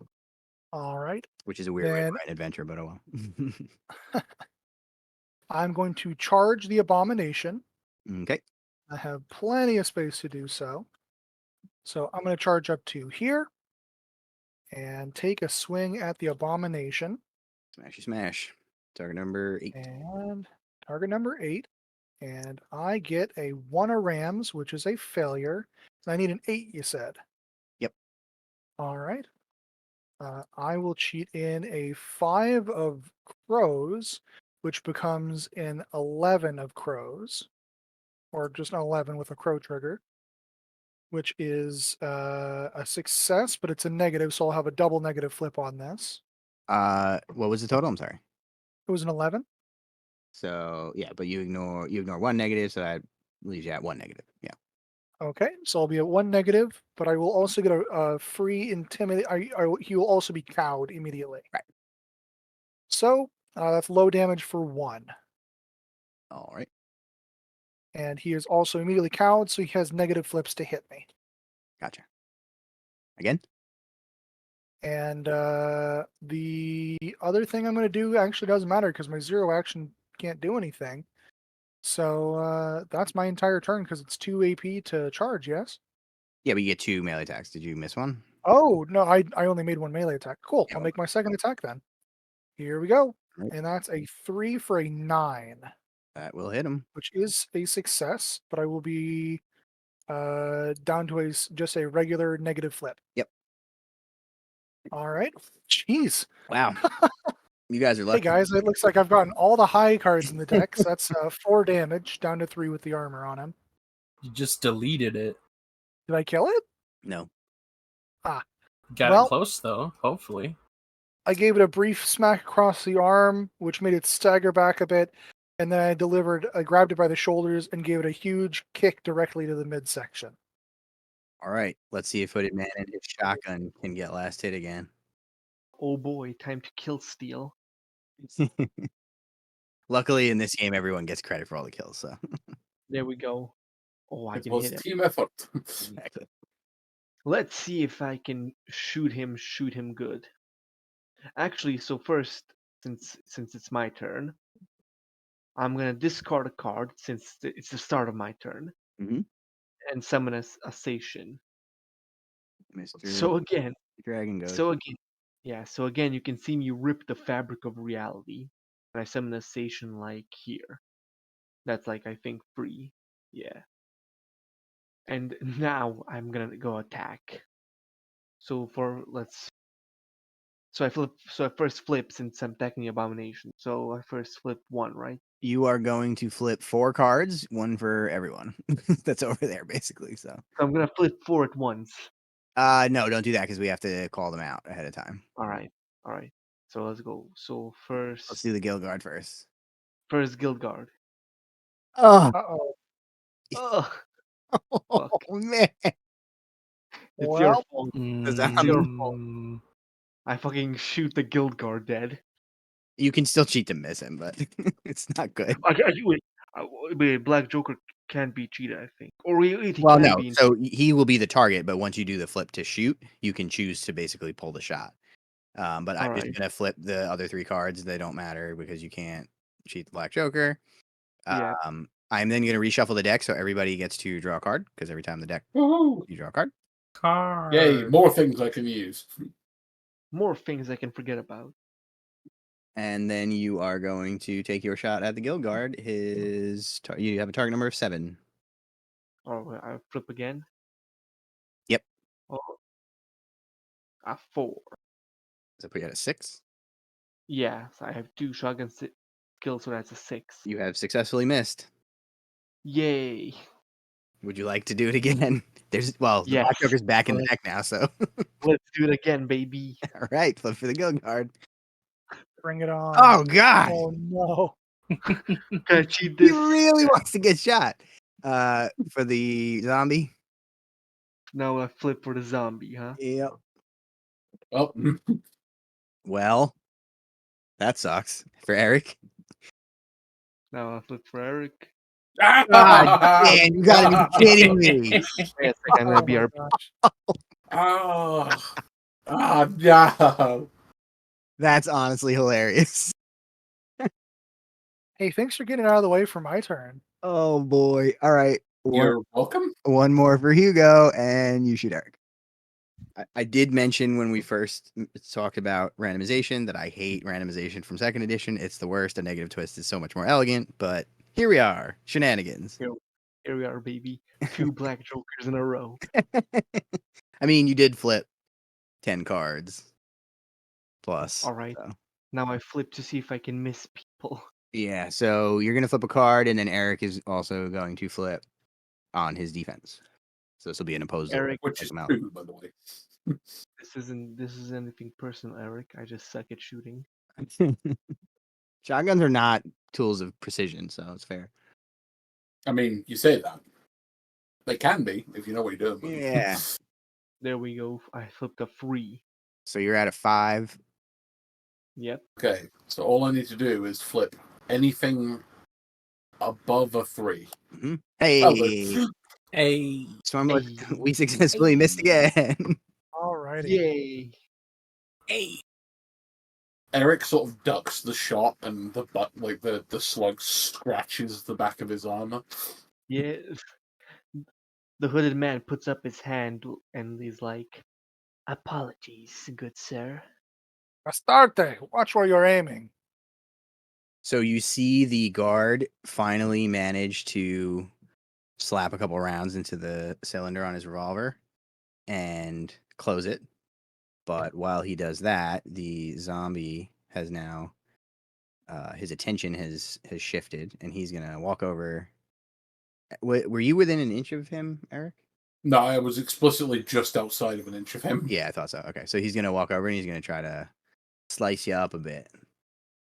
Give me a target number 10 defense check. Oh boy. Okay. Nope. Give me a moment. This will at least mitigate the damage. So that is a 10 on the dot. Okay. So that will be a double negative. 4 damage. Whoops, I just deleted that card. So that's going to be 2 damage. Down to 1 from armor. All right, and we are back to Kyung. See if she can finish him off. Try not to attack your allies, maybe? Question mark? Yeah, that's a very important thing to do. I promise there's no more black jokers in the deck for now. We're Probably. gonna have to move a little bit, and I think we're gonna move here-ish, about You can there. thank me for there being no black jokers, by the way. True, you did fix that problem. Hopefully it doesn't show back up. There could be a second one hiding in there. I've cheated. All right. And now that he's there, we should be able to hit him. But what do we hit him with? Is it a projectile? It could be a projectile, or we could just try and move him. I think we should we're randomize and see. We could randomize it, or we could just get him closer to Hugo. Get a hug from Hugo. Hugo can already hit him. Yeah, Hugo's got big long arms. Just curious, Bobcat, the one on your character, is that supposed to be the 1 damage? Yes, I've taken 1 damage. Yeah, let's count down if we can. Okay, so I have. Where's my sheet gone? There it is. I have so many tabs open. Trust me, I have 2 giant monitors and it's not enough. I need more. Know the feeling. 5 wounds, so I've got 4 left. All right, cool. Okay. So I'm just gonna go for another elemental projectile, and I'm gonna bake spirit into it, making the TN an 8 now. And you don't have to randomize your spirit? Or is that don't electric? think- No, I'm still. It's electric is anti-random. Nice, more randomizing. I love it. Let's do it. There is an elemental spell which doesn't have the projectile thing. It's slightly higher target number, but it's yeah. You can cast it into melee all you like. Yeah, and I think it's shorter range, I believe. No, it's same range. It's just the higher target number, like higher base target number. Gotcha. 7 as opposed to 5, I think. Yeah. But okay. Right. Then whenever you're ready, let's flip a card for the guild guard. Does not seem to have any conditions for random. It just says that the damage dealt by the spell will ignore armor and harder wound. Yeah, no, I was just confused. I always confuse it with electric because electric. Yeah, no problem. I will now flip. They both ignore armor. They've just got different secondary effects. Yeah, that's probably why I always mix them up. Spirit electric would be hilarious. That would be pretty good. Ignoring armor twice, but also ignoring hard to wound and random. Zap, flip. So that's the guild guard. 2. That's not so good. Let's go with the zombie. Flip. Also not good. Eric. He's not. Flip. Maybe I shouldn't call the order. Maybe that helps. I don't know. And 1 for Hugo. Maybe. Oh, jeez. Bring it on. That's our spread right now. 1 for Hugo? Yeah, the 12 is for Hugo. No, that's Eric. Oh. We need 4 And total. where did this 2 come from? The 2 was That's for the the guild zombie. guard. The 13 was for the zombie. Oh, right. And then the 12 for Eric. And then Eric. okay. There we go. This is our spread right now. So it's the guild guard again. Right. So now what you can do is if you have a 1, you can cheat the 12 or the 13 down to a 1 to hit the zombie. If you don't have a 1, you can cheat your lowest card for that and then cheat another card to cheat the guild guard up so that it doesn't hit the guild guard. I'm going to do that then. I will cheat in this 7. Flip. And then Now it's targeting Hugo. I lost my train of thought now. Do you have something? That was my lowest card. Okay, so then you would still need. Let me just rearrange. Okay, take this out of here. So it was. Let me look at the order they were flipped in. It was 13 for the zombie, 2 for the guild guards. Yeah, so it 12 was for me, 2, 6 for 13, 12, 16. So you need this card where the 13 is to be the lowest card to hit the zombie. So you would have to cheat this card down, and probably also the guild guards, the 2 up, and potentially also the 6 up. Okay. You see why this is dumb? Yeah. Yeah, because I know you just said it out loud, but I'm still confused. What? Tell me the cards you have in your hand, and I'll tell you if you can do it. Okay, 13 to 12 and 11, and there was the 7 that was discarded. Okay. So, well, you didn't discard this yet. You were about to use this. Oh, I don't know where it went. I just moved thought it. it was okay. It's on the fate deck now. Okay. You can take that back actually if you want. So you could cheat the 13 down to a 7, and then you'd have to cheat your next 2 highest cards to get That's the 2 and the 6. over the 2 and the 6 exactly. It would cost you 3 Okay. cards, or you could let it hit somebody else and try to cheat to miss. But if the lowest card you have is a 7, it's somewhat likely you'll accidentally hit them anyway. Okay, so I guess we will cheat that 13 down to the 7, flip it, put it here, discard, and then this was for Hugo and guard. 2 is for the guard. 12 is 2 me. is I'm for fine. guard. You're still hitting. I'm fine. You have to Ignore cheat. me in this one. You have to Still cheat. hitting somebody, but it's okay. You now have to cheat the 2 up and the 6 up. Okay. And we will do that magically with my highest cards correct. Going down. Whatever you have that's above a 7. So I would say whatever the best one is. Okay, we're going to cheat that 2 with an 11. And then we're going to cheat the 12 with a 13. You got to cheat the 6, but it's fine. You got it. So. Oh, what? It's a number. All right. So now let's discard all of these. I hear words and then nothing happens in my head. It just. bleh. It's a super confusing and dumb process, but I think we. And I still haven't done damage either. No. So now you have to flip the duel against the zombie. You got to target number 8. Okay, here we go. It's a 6 plus my sorcery, so that is going to be a 2. So an 8. Yep, that's an 8. That will tie him. Tie. Does it And have the then- tomes you need? It is a tomes I need, yes. So that actually did not go off. You got tomes in your hand? I don't anymore. Ah. Was one of the cards that you just cheated at tomes? Yeah, So you use the 13 of tomes. What's the card in your hand? a 12 Okay, so discard of that crows. because you could have cheated that to randomize. Keep the 13. And now if you want, you can cheat the 13. Gonna cheat 13. Yeah, and then you hit him. Okay. This is why we love 2E edition. This is exactly. This is why we all celebrated when 3rd edition came out. This is so elegant, so nice. So that puts you at a 15 total, right? Yes. So you will be at a negative twist for damage. Okay, negative twist. Here we go. Zoot. Oh, they're both 7s. So it's moderate. All right. That's moderate damage. That's going to be 2 damage. It's going to ignore his hard to wound And his armor. onto zombie. Yeah, and it ignores armor. Okay, so the good news after all of that is that you killed him at least. Okay. So while all of that card flipping nonsense was going on, in the real world on the game, a little rush of wind blows past Eric and Hugo, and it punches this ghost, and you briefly see the outline of a man before it dissipates. He was like delivering a roundhouse kick to this ghoulish creature. He's selling the ghost of Bruce Lee. Exactly, that's what happened. Nice. All right, so And now I have to flip. Do I flip for their damage still?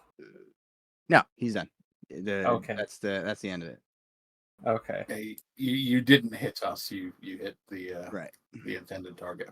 Could have been a rush, though. Could have been cool. Everyone gets bowled over by Bruce Lee clone. There is an imito you can get which makes it an area of effect attack, and I had considered taking it for a lightning element. All right. Okay, so once again, let's close the map. You can then discard as many cards as you'd like, and then draw until you have 3. The only reason I actually played that as 2 separate encounters is because it does get you guys more cards, and that's how it's written. So, We love having more cards. That's I have, actually. especially because you just used all of them. Yeah, exactly. I can't wait to use all of them again. Sorry, think so this- I can discard my cards and then redraw back up to 3. You can discard as many as you would like, and then draw until you have 3. Yeah. Oh, excellent. I literally discard. I'm literally going in order of the numbers.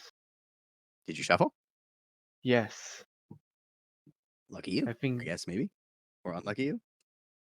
There's a fun tradition where every time we start the game, I forget to shuffle the fate deck, and the first card that always comes up is the Black Joker because that's the order it generates in.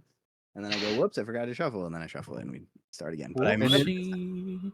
And then you shuffle it, and it's the Black Joker again. that would be funny. It would be funny if at one of those times I had shuffled and forgot, and it just happened to be the Black Joker, which would be unfortunate but funny. Okay, Statistically unlikely.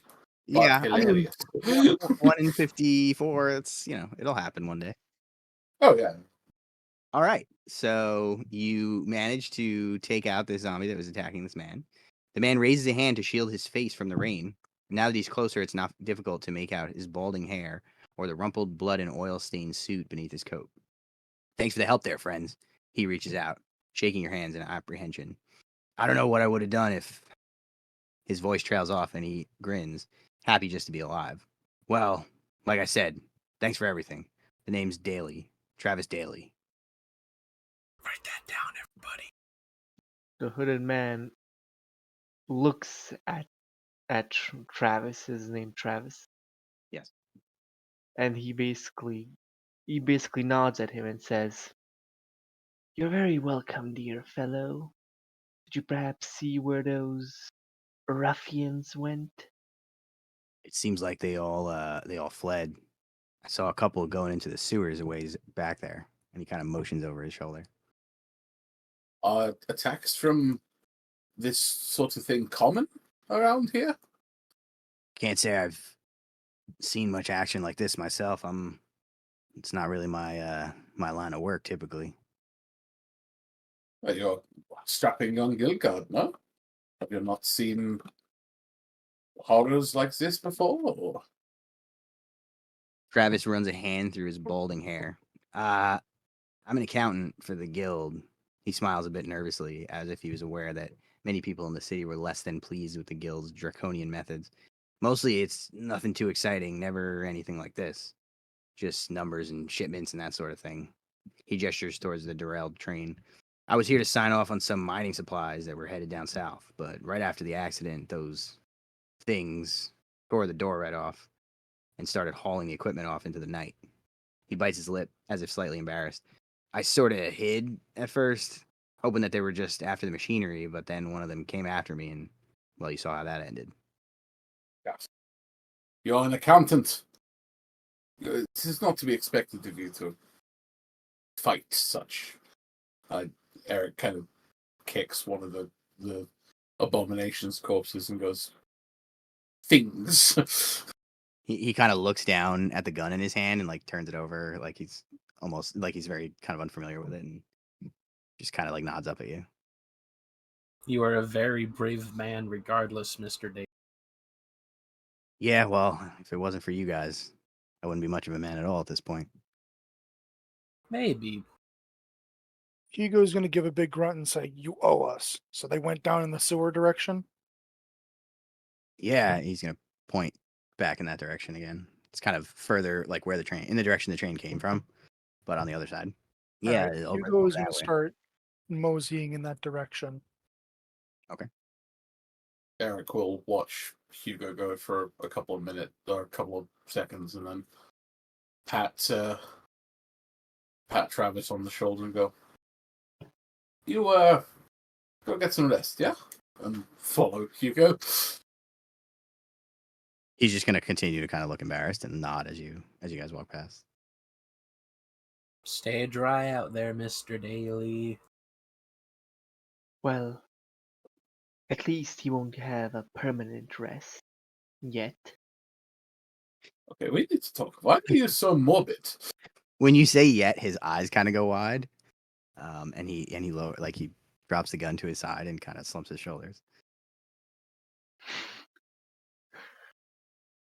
Oh, Why? you know. Why are you so morbid? What happens to you? Oh, you know. You spend some time around graves, around your, you know, fellow corpses. I have not died, so no, I most certainly do not know. I Ah, handle the deceased for a living, and I can say not a single one of my other shamans that I know talk like this. Is this just a Western thing? Or is this just like a you thing? and just a note, fucking hooded man. He's from Bosnia, so he's technically Eastern European. That's west of China, so it counts. Yeah, it's still west from China. Yeah. Oh yeah, I forgot your character is Yeah, Chinese. Kyung is from Korea, or Choseon, or whatever we're gonna call it here. Yeah, yeah. So Whatever the everything period to her appropriate is name west. Yeah. I I would not say it is a Western thing. In Germany, we tend to burn our dead. You know, That's keep it. appropriate. I wouldn't expect to like talk about the dead like this one does. Yes, the dead are dead. They are. They Why, must yes. be. We can burn our dead. Though in my country we prefer to throw them in a hole, you know, blah blah blah, gods and all that magic. Just in a hole? That seems disrespectful. Unwasteful. Corpses Hey, make wonderful fertilizer. well yes. Probably why the grave lilies are so pretty. Can you do anything with the grave lilies? Well, they're decoration really. So still ultimately wasteful. Then you could grow food. Hmm. True, very true. I may bring that up sometime with my associates. I can see it. Corpse fertilizer. This was going somewhere constructive, and then it turned right around It's to wrapped being right back around non-constructive. to being completely and utterly yes. Yeah. You are definitely with the agency, yeah. You're not just someone who ran into us at the shelter. Yes, I am with the agency. I don't take money from them though. I simply ask them to give me jobs where they suspect death might happen. Wait, so they hold up. That means they knew this could go wrong. It's Malifaux, could always go Wow. wrong. Yeah. Yes, My yes, character okay. sort of pipes up from the front and he says they wouldn't have hired me if they didn't think that something needed its legs broken. That's fair. That's fair. Now, if I may bring the point up, those creatures took away people, and considering their robotic parts, I suspect that our fellow man won't be so human-like in a short while if we don't hurry up. You spend enough time in Malifaux City, you hear all sorts of horrible things, but I fear you may be right. It's definitely grim prospects, and I was hoping that we wouldn't have this kind of conversation before following the dead and going into their little hidey hole down in the sewers. But we had it, and now I'm demoralized. But I'm gonna go anyway because I really need the script. Any consolation, friend? I think we will all be hitting the bar tonight, yeah? If we Well, survive this, I'm paying for the drinks. if we survive this, I'm holding you to that. And if we don't, I will be dead and will not care. If we survive, I'm going to go and pray. And then And then maybe drinks drink. after. If we Maybe survive, I'm asking for double. Well, well, good luck with that one. But well, if we don't survive, maybe there's a bar in the realm of dead. there better be. One can only hope, but we won't find out. Unless we begrudgingly go down into the sewer where the Yes, things yes, are let us supposed get to be. along with the sewers. Yes, let's go into the sewer. Did anyone bring any clothespins? I did not, no. Okay. Listen, if one of you gets bitten by a rat and pukes their guts out, I am not carrying your body. If I get bitten by a rat, I am going to turn this dial here, and I gesture to one of the various knobs on the chest device, and start running in one direction. I suggest you run in the opposite. You know, I have a question. You channel electricity, right? I do, yeah. So, how smart is it for you, someone powered by electricity, to, dive into water? It's powered by electricity. I'm human. Why, Human yeah. as someone can be in Malifaux, at any rate. This is Why, a yeah. device. It is external. I But could take it off if need be. yes, but I don't think the zombies are gonna give us time for you to dry off and then shoot lightning. We're already in the rain anyhow, so if it's wet, it's wet. And it's Why? not the only magic I have. So it is admittedly the only offensive form of magic I have. Yes. Now I enough. am. Let's go to the sewers already. Does anyone have a light? I've got cigars. Do you have a lighter? Yeah. Wait, I'm gonna pull out my lighter. I'm gonna click Ma- it open. Magic Man, can you create a light in your hand? Let me just ask, were you guys all having this conversation still standing in front of Travis, or had you already started walking? We moved away. Yeah, I we're was basically. assuming this was happening as we were walking. Okay, no, that's Yeah, I'm also assuming that. We're basically trying to find a manhole cover, okay? Manhole cover / big tube with goo coming out of it. yeah. So I'll say not far, maybe like 15 yards past the side of the train platform, you are able to find this manhole cover. The manhole cover has been pushed aside, revealing a dark hole leading down into the sewers. It's fairly wide, almost 2.5 feet in diameter, and the iron cover is etched with strange symbols, no doubt a legacy of the city's original inhabitants. There's a ladder bolted to the side of the wall leading down, and rainwater spills over the edge, forming dozens of tiny waterfalls that cascade down into the darkness. Who wants to go down first? Let's get this over with. I'm gonna start trying to squeeze my way down the tiny manhole. Who's So got you're gonna get I am stuck? huge. who's got the lighter? I do. Okay. So, do I have any trouble fitting down there? Do I have to take like an acrobatics check or something? I'll say that it is a snug fit, but you can squeeze yourself in there without too much trouble. Alrighty. You just have to press down on your shoulders a few times. Yeah. One person jumps up and down on my shoulders like we're in a Tom and Jerry cartoon. Yeah, it's a Mario style. Pretend you're Mario, it's easier.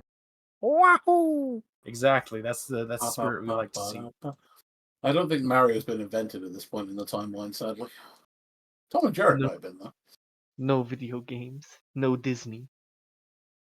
Barely any cartoons. Hey, you don't know what ether boxes do when you're not looking. They're That's magic. actually true. All right. Magic. So you lower yourself down this ladder. The sewer is larger than you would have guessed. The passage is about 20 feet wide with some walkways that run along either side of the central channel. The channel is flooded with runoff from the rains, and the cold water laps at the stone walkways as it rushes past you into the darkness. The current looks strong, and you can't imagine where it might lead. Nowhere good, that's for sure. Is everybody else piling in behind him? Yep. Carefully and gingerly. I'd like to look around and see if I can see any footprints other than my own. Still before outside, everyone or else- No, I'm down already in the manhole. I'm trying to see if there's any footprints down along the sewer walkways in the dim light of my lighter before too many of the teammates get down the ladder. Okay, so what we're gonna do is we'll handle that as part of what we're gonna do right now because it's all kind of gonna tie into Sorry. that. No, that's fine. I think that makes sense, but it'll just be redundant for what we're about to do, so there's no reason to do it. Gotcha. So once everybody piles down there, they see the same thing. It's gonna take you guys another kind of minute or two for your eyes to adjust to the very faint light, but you're able to at least make out the rough surroundings. And at this point, we are going to do what is called an ongoing challenge. I will assume that not all of you know what that is, so I'll explain it for the benefit of anyone who doesn't know. The way this works is it is going to simulate the sort of collective effort, in this case, to track the Iron Zombies.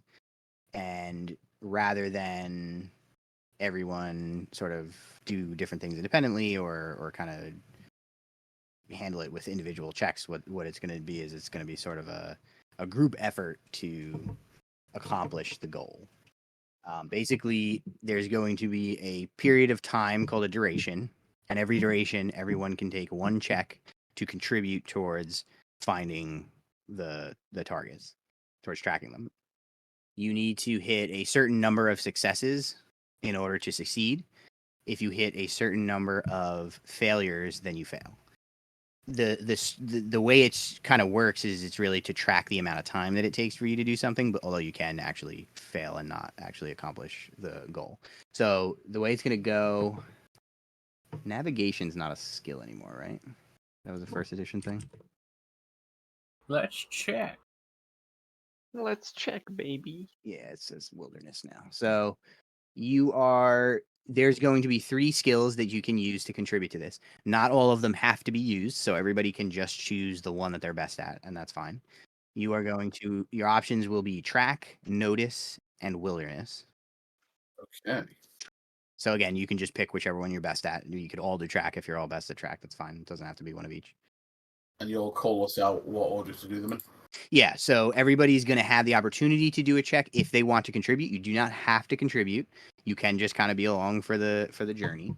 But the more, the more successes you get, the faster the task gets accomplished, basically. Because every time everyone has an opportunity to take a check, 5 minutes goes by in game, in this case. Your check is going to have a target number of 10. If you succeed and you hit the 10, you get a success. You need 6 to complete it. If you succeed with a margin of success, you get an additional success. If you fail, nothing happens unless you nothing happens except that you've wasted time, really. You haven't contributed. But if you fail with a margin of failure, it contributes to the failure requirement. And if you hit 4 margins of failure, then you fail the task. Does that make sense, everybody? Yep. Yep. Yeah. Makes sense. All right. So let's start with Swarmlord. What skill do you want to use? Well, my character is pretty bad at all the skills because he has -1 in them all. So you would need an my- 11 in your hand to Yeah. guarantee that it succeeds, although a 6 will at least prevent you from getting a margin of failure. I'm sorry, a 7 would prevent you from getting a margin of failure. Yeah. So do you want to contribute? You can choose not to. So I don't flip a card, right? I just take a card from my twist deck, or Well, no, you'd still take the check. I'm just saying if you wanted to guarantee that you don't potentially cause the whole thing to fail, you can choose to just not contribute. well, I don't have an 11 in my hand. I could try to flip, but I don't want to ruin it. Well, you'd have to get 4 total over the course of the whole thing for it to actually fail. But Yeah. if you have a 7, you can at least make sure that there's no margin of failure. Because if you just miss, but you miss by less than 5, it doesn't do anything bad. It just means you didn't contribute. You didn't help. Okay, I can do that. Okay. Let's go, baby. Wait, Ooh, I flip 2 The cards. 11 is what you flipped. Actually succeeds then. Yeah. Easy peasy. Hold on, doesn't do anything. I can rewind that and just put it back. I don't know why flip 2. I already pressed it once. You might have double tapped. Who knows? Or Vassal. Yeah, Vassal Vassal could have can be decided Vassal. for you. But there we go, baby. All right, so that's a 11. success, right? Yep. Put you at a 10. Cool. All right, Gary. Which skill you want to use? Alrighty. I'm going to use notice. They're all effectively the same stat. Okay. But my character doesn't really have any skill in tracking or wilderness, and it wouldn't make sense for him to attempt those things. So he's just going to try to look out for things he can notice and point out to more wildernessy types. So he will attempt a notice check, and he has a +1 on this. All right. Needs a 9. That is a failure, but I do want to contribute, so I'm going to cheat in a 9 of crows. All right. Sweet. That's 2 in a row. 2 flower. All right, I'm gonna look down on the ground and try to track any footprints. Sweet. This is a 1, so we're gonna see what happens. That's a 5, but I also want to contribute, so I'm gonna cheat in a 9. All right. Everybody's cheating. 3 in a Wah, row. wah, wah. Well, sometimes you gotta spread your skills out so that you're good at things that are other than killing things. Or maybe this is just a bad pool for this particular group because everybody's like, I'm at a 0 or a negative. All right, Bobcat. All right, I'm going to do notice at +4 because There I we put go. ranks in notice. Hey. Nice, there we go. Hey, And that still fails, Ah, but I want to contribute, so I'll right. cheat in the 6 that I've had since the start of the game. That's not bad. Oh, All so, right. yeah, that's 10. So you guys spend. I did not mean to delete that. You card. guys spend a few. Oh, You won that back. Yeah, hold on. There you go. Thanks. I'm not going to discard that card. So you guys spend 5 minutes trying to see as much as best you can with the low light, but your eyes sort of start to adjust, and you're able to pick up some signs that other things were moving through here. Little drips of oil, little drips of blood. You see a couple of footprints and kind of dirt on the ground that's been disturbed. And it seems like you are making your way in the correct direction to follow these creatures, even though this tunnel splits off in several different directions and there's forks and different ways to go. You seem to be on track. So let's run it back. Swarm alert. Would you like to contribute? Yes. 7. That puts I you at a think 6. Yep. Is that a failure? That fails, but it's not a margin, so it doesn't do anything bad. Alright. Gary? I apologize. What's the target number we're looking for now? 10 still. Still 10? Yep. Yeah, I'll give it another shot. Let's see what I get. I'm going to go for another notice. That is an 8 for a 9, which is a failure, unfortunately. Keep missing by 1. It's brutal. Ugh. All right. So again, no negative effect, but you don't add to the progress here. So back to 2 flower. I think I'm gonna abstain from helping this turn. All right. Keep in mind, you need 4 margins of failure for it to fail. So you can still win with 3. You're not yet like risking it all by flipping, but I just want to abstain though. okay, fair enough. Back to Bob. I want to see what happens. Once again, I'll flip notice at +4. Hey, There we go. That was almost a margin. Almost. All right, so this time it gets a little bit harder to track their progress. There's part of one of the tunnels is flooded a bit, and it makes it hard to pick up the footprints, and it seems to have washed away the blood. But you do finally manage to turn down the right corridor and pick up the trail again. Let's do it again. Stormlord, would you like to flip? I'm gonna try a little flip. Bruh. Does that generate a margin of failure? It does. Alright, I'm gonna cheat. So it doesn't. Let me just reveal it. Wait. Flip. Yeah, there we go. All right. Gary? Let's see. I'm going to. Well, I'll do it one more time. Let's see if I can do it. I get it with a 13. Hooray! Nice. 2 flower. Just to call it out, you did now hit the success requirement. So at the end of this duration, you will have succeeded. All right, I'm gonna pull a card anyway. Fun. Flip. Oh Hey. boy. It's a 1, because all my track, wilderness, and the other thing is only 1. So that's 14. Cool. And Bobcat. Once again, listen at +4. Yeah, it's not a margin of failure, so I'll just leave that. Cool. The sound of rushing water has been your constant companion for some time now, but now you're detecting a new sound from up ahead. The chugging of motors. There are faint hints of smoke, oil, and blood in the air, distinct despite the more common and less pleasant odor of the sewer. As you creep forward, you can make out a light from up ahead spilling out from an arched passage. All right. I'm going to position myself towards the front of the group again and get my my large brass knuckles back out. I will go just behind. For some reason, I want to call you Hector there for a second. Hugo. Hugo. We'll go just behind Hugo and be prepared for whatever we find. Okay. I'm also going to tuck behind Hugo and get out this little scroll that I've been holding this entire time. Okay. Stormlord, did you ever do anything with that station, or is it just following you this whole time? It's just following me like a little puppy. Little snake puppy. I'll say that the guild guy noticed it when you guys were talking, because I kind of forgot I was there. I'll say that he seemed to notice it, but he seemed to be taking pains to not look as if he was pretending he did not notice it and didn't want to call attention to it. Good lad. Good lad. That's lucky for us. He's an accountant. Yeah. He's just terrified and he's not gonna grill you about the ghost if you save his life. Unless it gets him a. Yeah. Nobody was looking. It's fine. You didn't see anything. Exactly. We also didn't give him names, so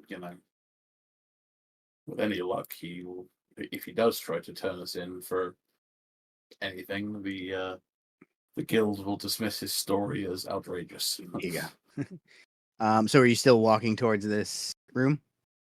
Or this arched passage, I should say? Yes, I'm slowly but surely making my way in that direction. All right. So you walk through the arch and you look out and you see the following. The archway leads to a raised platform about 5 feet wide that looks out over the room below. Stone steps lead down to the left and right, providing access to the strange operating room that's been set up in what appears to be an old cistern. Just about every inch of space has been crammed full of metal gurneys and welding tools, leaving only narrow paths winding between them. 5 people are strapped down onto the tables, a few struggling weakly from wounds suffered either during the train accident or the resulting fight. In a way, it almost reminds you of an operating theater, albeit one where no care has been given to sterilization or cleanliness. There are 3 mechanical zombies in the room, but they're all clustered in a group around an ether box. The radio-like device is turned on, and you can hear the soothing tone of a man's voice emanating from its speaker. The common sense of the layman, it is true, the voice drones on in an academic tone, that the phrase common sense is often considered on par with obvious wisdom. But is that actually the case? The vast majority of people in the world, the common element, if you will, do not come from academic backgrounds. They do not know the facts and scientific principles that govern life, and if given the chance, would be unable to tell the difference between a heart and a brain. Why, then, should we allow the common sense of these uneducated masses to dictate scientific policy, or for that matter, ethical policy? No, I say that we are beholden not to. Remarkably, the undead seem to be ignoring their captives in favor of listening to the lecture. Do you think they actually understand what's being said? Because I don't. Baby This is said Lucha in a whisper. Habsador. It's quite simple, really. The man on the radio is implying that most people are uneducated and therefore cannot have common sense. Preposterous, but it makes sense what he's saying. But why are zombies listening? Well, not to alarm you, but the undead are usually soulless. But these, they still have their souls in them. I can feel them. These zombies have souls? No, well, they are zombies, but how do I put this lightly? They're still people. Did we just kill a bunch of people? Quite possibly, but ask yourself this. If it were you, and you had been on that table, would you want us to keep walking around? On the table like those guys over there, or table like having weird parts stitched onto me? Because both don't seem very nice. Whichever fills you with more existential dread, my friend. Okay, that's very comforting. I'm glad that this is happening. If these things can think, they can feel fear. That's all that matters. I say we get in there, bust them up, and rescue these idiots so we can get our payment. That is a fair assessment, and I'm behind that. Let us do it. All right. So real quick, let's attempt to strategize. Are there any ways that we can sneak around the platform? So the platform is elevated, the platform that you're kind of up, presumably right now hiding on. Mm-hmm. It's elevated. There's a staircase on either side that kind of curves around 90 degrees and leads down into the room below. Mm-hmm. You could try sneaking down the stairs if you wanted to. It would be fairly exposed, but they do appear to be pretty distracted. So could potentially try jumping from the platform, which Can I would try be jumping from a platform onto a guy? I'm not saying I'm no, going to they're goom far stop away. them, but oh. No, they're on the other side of the room, so they're pretty far away. Well, I'm just saying, like, if you were to jump off the side of the platform, you would have more cover from them, but you would have to make the jump, which would be a little trickier. But depending on your skill set, might be easier. Well, what kind of skill would that be in order to pull that off? The jump? Yeah. Acrobatics? I think acrobatics is probably the more appropriate one. I would potentially, if you made the case for it, allow athletics, but I think acrobatics would be the most obvious. Yeah. Okay. No, those are two very different skill sets. I'm great at athletics and awful at acrobatics. So I could probably take a running leap and just hope that my cannonball splat leaves a Hugo shaped indentation in the floor that I can just get up out of. I mean, if you make the case for why athletics should work, or explain to me how you would do it using athletics, and I'll consider it. I don't think it's unreasonable, but I don't have a particularly good excuse for it, unfortunately. okay. So I think I'm gonna say, unless anyone has a better idea, I'm about to run down those stairs and get their attention. Okay, so you're not jumping; you're just going down the stairs. No, I'm unlikely to succeed at doing anything involving not the stairs. Gotcha. So Okay. I'm gonna explain to the rest of the team. Listen, I'm not a stealthy person, and I think you've all realized this by now. So if anyone would like to do something before I go in and start making a ruckus, now's your chance. I might be able to get one good bolt off at one of them, but Well, have we considered that these creatures are listening to the lecture, so we already do have the element of surprise on them? As soon as I enter the room, they're no longer going to be they're not going to be distracted for long. Well, you could enter it very quickly, make yourself known. Basically, what I'm saying, good friend, you're gonna be our bait. That was the idea. Good. I'm going to stand at the top of the stairs as quietly as possible and wait for everyone else to get into a firing position so that I can run down the stairs while everyone else is shooting at them. If that sounds like a decent plan. yeah, I mean, I've probably got one decent shot in me before I'm at the whims of the cards again. All right. I think we're at a relative agreement, so I'm going to get into position. All right. Okay, so do I understand correctly that everyone else is going to try to go down the stairs one way or the other to get into position before Hugo charges down the stairs and lets out a war cry? I would prefer to be at range if possible. So you're I going to was stay thinking up on you the could platform? stay. Yeah, I was going to say you stay on the platform and shoot from up there. Yeah. Okay. Yeah, that might be wise to do. So is everyone but Hugo staying up on the platform? That was my original thought, but if anyone else wants to come down, I'm not opposed to it. I might go down with Hugo just so that he's not all alone. Also, I have a melee attack. So in case That's the fair. zombie gets close to me, I can just bonk it. Bonk. You just bonk it. Oh, I solved my problems. Stormlord, if you want to flip initiative. Let's go, baby. We flippin'. Bruh. Can I cheat that? Nope. Rip. Oh yeah, you can't cheat initiative, can you? So that's a 4 plus 3. Right. 7. Go to do fire. This is a 7. Bobcat, you want to flip your initiative? Oh yes, right, of course. Oop. Hey, 20. Hey. Well used. Yep. We'll just leave you right on the top of the list. That makes it easy for me. I have a feeling that might be a running theme for this this group is that Eric keeps rolling really well on initiative, or Next flipping really flip well on is initiative. Black Joker. Yep, that's poor Gary.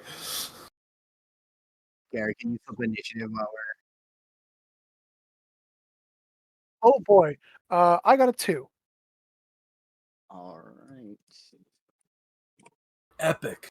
All right, so you guys all get into position, and you see the Iron Zombie still just standing around the Aether Rocks. They appear to be quite enthralled by it. And on the signal, you all jump into action. And Eric is up first because Red Joker things. Okay, so I've pre-planned this out. I'm gonna fire. Just to make sure everybody understands. So those sideways upturned barrels are the tables with the people on them.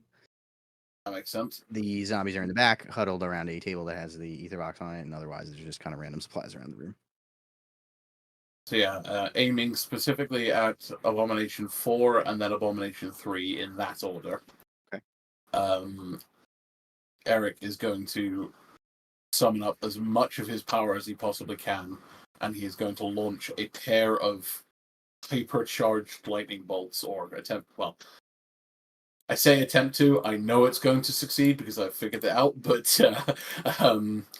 he's going to launch a pair of basically supercharged lightning bolts at those two. So the target number for this to go off is a 15 of tomes. So I need a 9 of tomes for it to work. You'll beat their defense easily, so.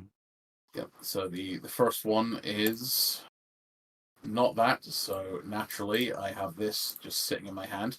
So it's a 9 of tomes. It's so a total 15 versus their defense. Okay. Does this ignore anything? Ignores armor and does not randomize. Okay. So that will be a negative twist. So I'll discard those. This is against number 4, right? Yeah, number 4. So it's 2 pick the lowest. The damage track is this a projectile? It is, right? It is, yes. I'll say since you're up on the platform, you're ignoring the cover he would have. So. Okay, cool. That works for me. So 2 pick the lowest is moderate for 5 points of damage. And you said ignores armor? Yep. Pretty good. All right. And then the second bolt is going at Abomination 3. And exactly the same as the last one, needs a 9 to go off. That's a 12, but it's a mask, so it doesn't do anything for me. So I have this. Nice. Which is a 19 of tomes. All right, that will be a straight flip. Okay. So straight flip. I wish I had a third card to cheat damage here in case this comes out awful, but yeah, that's 3 points of damage. That's less than it was last. Yep. That said, because I got tomes and I have a trigger, I've just not been using it because there's people in melee range. If just check. Okay, yeah, there's no one. They're not within an inch of each other, so they do not suffer the risk of blinding each other. But I have the blinding flash trigger, which is the target and everything within a 1-inch pulse of it need to make a target number 10 centering duel or gain blind for a turn. Target number 10 centering, you said? Yeah. All right, he's blind. Okay, so they're both blinded then. Oh, okay. Sorry. Does it tell you what blinded does? I think it means +2 to my or. No, but I've got the book right here, so Yeah, I thought I remembered it, but I'll look it up. Talk about it. I was literally on the bloody conditions like 5 seconds ago. Oh, here we are. Blind. Double negative to anything that requires sight. Yeah, that's most things. Does it say how long it gets applied? 1 turn. Okay. So, and until the start of my next turn. Okay, gotcha. Is that you? That is. Yeah, I don't have a card to discard for apply shielding, so yeah, that's me. All right. Eric falls to one knee, lightning arcing off of his hands, and goes, "Go!" Quite the dramatic display. The zombies were completely focused on the radio in front of them, and when the electricity starts crackling, they turn in your direction, but you can tell that you really caught them off guard. And they try to kind of collect themselves, but you're all already springing into action. So let's go to the hooded man. Okay, my station is still there. Yep. Wait, I'm fucking. Can I like squeeze between these two goobers? Yeah, you can fit. It's a station, isn't that a ghost? No, I mean I Oh, squeeze right. between you two. It Fucking called us goobers. okay, so 3, 4, 5, 6, 7. I am no goober. You are a goober. Don't know why that's amused me so much. All right, so I moved 8. I moved 8. Holy shit, my range is so big. I could, I think, hit one of those abominations, right? Yeah. Yeah, I'm gonna try to hit the abomination 4. The one that got royally zapped a second ago. Yeah, I'm gonna try to shoot it. So do I just first I flip to hit, right? Yep. So it's just going to be a target number 8. No more randomizations. All right. Very convenient. Holy shit. I'm gonna cheat that. Okay. Let me just How flip. does applying double negatives work to people who don't flip? You get the opposite twist of whatever my Oh. character gets. So if I get a positive twist, you get a negative, or vice versa. Same for triggers. For example, if an enemy is attacking you and they have like a critical strike, like a trigger, they don't flip cards. But if you flip like rams on your defense, they get the rams. Right. Yeah. So yeah, I got a No, 9. I was more meaning for negatives and positives. So would the hooded man get the positive on attacking the abomination then, since it can't see the attack coming? No, that's only on his Okay. the abomination's attacks. That makes sense. Stormlord, Sure. you have to choose whether you're using shot or slug. I'm using shot. I said I'm using shot. Okay, good. Just so you know, the way that blasts work in this is not like normal. It's a 2-inch pulse off of the Yeah. target. So And those barrels have people on them, right? they do. Yeah, so I don't want to hurt people, so I'm using the not explosive. Okay, so you're shooting slugs. Yeah. Okay. So what is your total at with the 9? So I have a 6. 11? Yeah. Okay, so that puts On my shotgun, yeah, 2 AV, yeah. okay, so that puts you at a double negative, but for slugs it will go up, so a single negative. So Wait, flip I one got. more for damage. Oh, fuck. All right, so weak. Oh, that's still 2 damage. Okay. Which one did you target again? 5 or 4? 4. You do manage to kill him though. Oh, He's dead. Are you not entertained? all right, I boys. think you're running low on ammo now. No, you got 1 shot left in the tube. Yeah, I think I shot like. Oh no, I actually have 0 shots now. I need to reload. Okay. Yeah, I shot once, and then 2 times more, and those both miss. Right. That's right. Yeah. And yeah, and then this one, yeah, 4. Okay. Imagine not being able to pull the raw power of the Ethereum out of thin air. Man, I literally summoned ghosts. Okay, shut the fuck up. All right. Young's up.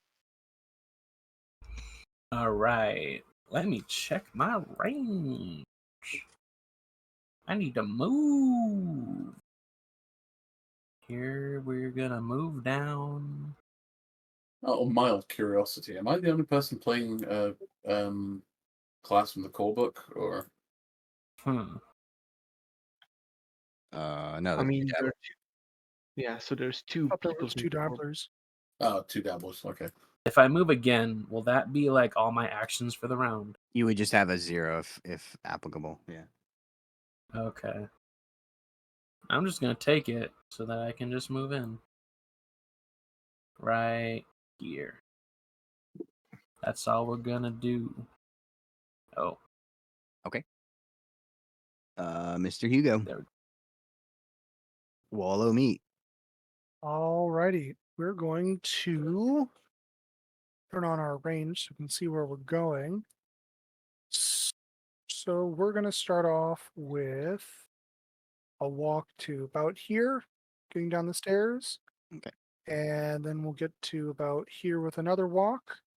And let me check the range on my ability. 6 yards. So I'm not in range to do anything else. So that'll be the end of my turn. All right. Everybody Nice runs and down the easy walk. stairs and war cry. Hoorah! And that brings us back to Eric. Alrighty. I definitely do not have anything that powerful up my sleeve anymore, so let's do something more reasonable. I mean, you did plenty of work with what you had, so. Yeah, I'm not going to complain about that one at all. Okay, so I'll move myself down the stairs to about there. Then take away that aura. Let's see about. Nope. It's 10, 15. Calculating my attack requirements. It's control F5 for 15? Yeah, okay, cool. Yeah. So it's. Oh, you can hit either of them. Yep. Up by 6. So. Just keep in mind if the tables are in between you and the target, you'll get an extra negative to the damage flip because of cover. True. You could also accidentally kill a host. I could have ended about there though, right? I think they would still both have cover from there.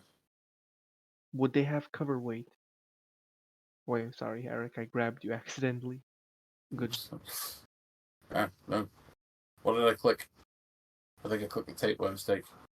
How do I? Yep. Just click anywhere on the map; it should go away. Okay. Yep. Okay. No. What are you trying to check? Whether they have cover? Yeah, I was trying to draw a line or Yeah. something. 3 has cover, and this one definitely has cover. I mean, Yeah, does 3 have cover? Depends on how you look at it. If any line is intersected, Yeah, and any cover, part of the yeah. base. Oh yeah, I get it.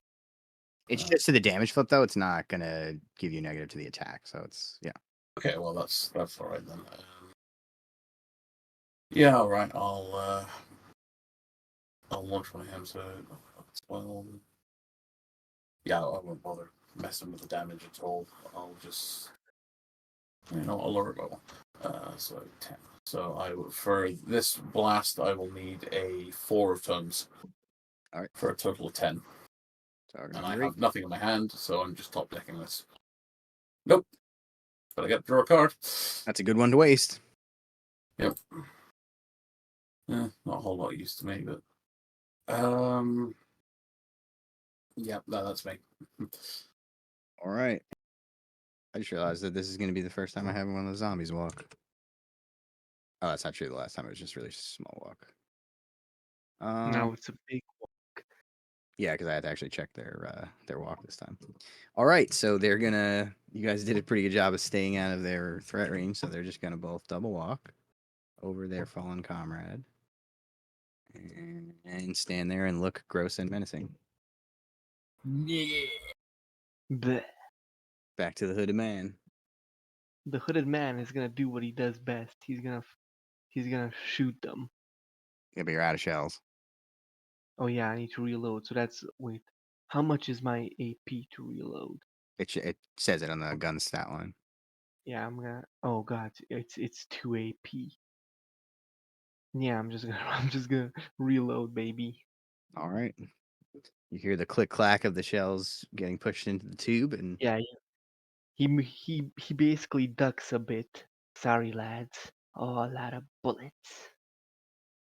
then he gets sad because he can't make more dead bodies that he's so fond of. Yes. I'm out of So weird. bullets. Back to Kyung.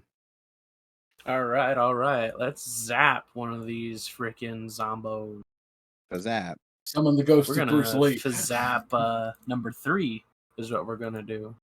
Good plan. But what do I want to do? I think I'm just gonna do.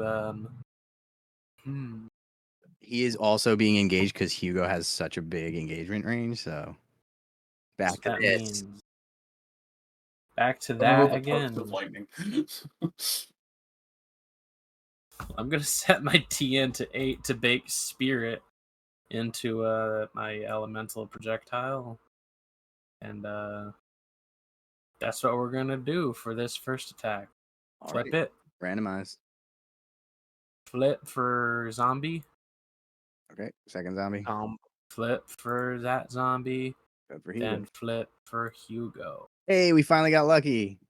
Lucky. Oh, is that what old Marcus Hooray. looked like?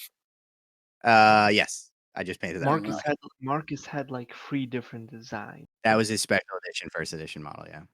He keeps getting progressively less and less hair as editions go on.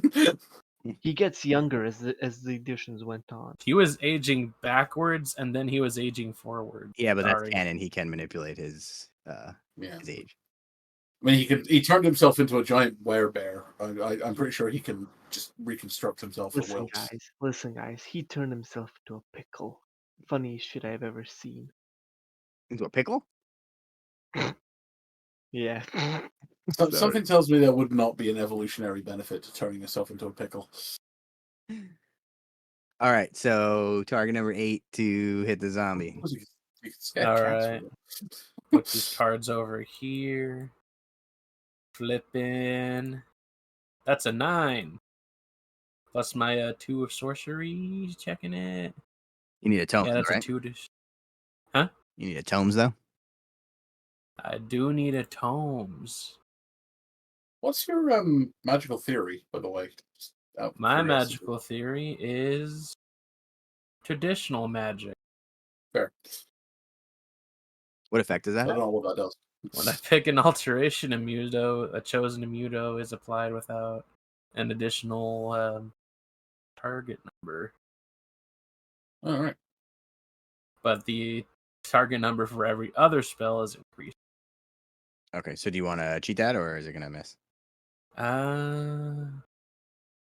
It's 8, right? So it's gonna miss if I try and cheat. So we can't do it. Okay, Oh, you got to draw. you get to draw a card at least. Yeah, draw a card. This is true. It might be able to help me cheat next time. There you go. And then we're gonna do it again. All right, you get to randomize again. Yay! I'm gonna draw 3 cards because there's a flip 3 cards thing. One at a time. Okay, Oh. we'll just do them in Oh, order. boy. That's fine. You hit the middle abomination. Okay. What was that? 11, 11, 8. Yeah, we'll just We'll take them in still hit. order. You hit the middle abomination if you don't want to cheat it. Okay. Gonna hit the middle abomination of which number is that? 5? Yep. Alright. Flip. Hey, 13 of rams. You need a totem slow. Doesn't do anything. Oh no. Zam. I really am just not having any luck this turn. Well, you got 2 cards out of it. Yeah, you get This to draw is a card. true. Honestly, you guys have been doing pretty good because of all the card draw at getting the spells off. Normally, when you're a level 0 spellcaster, you do not succeed this many times at casting your spells. So we're still averaging pretty good here. Any 0 you want to use, or you done? No, I'm done. All right, back to Hugo. And if you've got a useless card, you could buff Hugo's defenses. Alrighty, let's see. I mean, I'd love to have my defenses boosted. Don't get me wrong. Let's see. Let me check my melee range real quick. Oh, they're actually both in melee range. That's really fun. We're gonna start Well- off with a 0 action intimidate, a terrorize, which is stat 6 versus the willpower of the further abomination. Target number 9. Need a 9. All right, I succeed. And there's no like margins of success on this, right? Are you doing impose or your own ability? I'm using my own ability. Unless it says otherwise, then no. Alrighty, that sounds fine. That guy is now terrified of me, so he has negatives on all attacks made against me. Yep.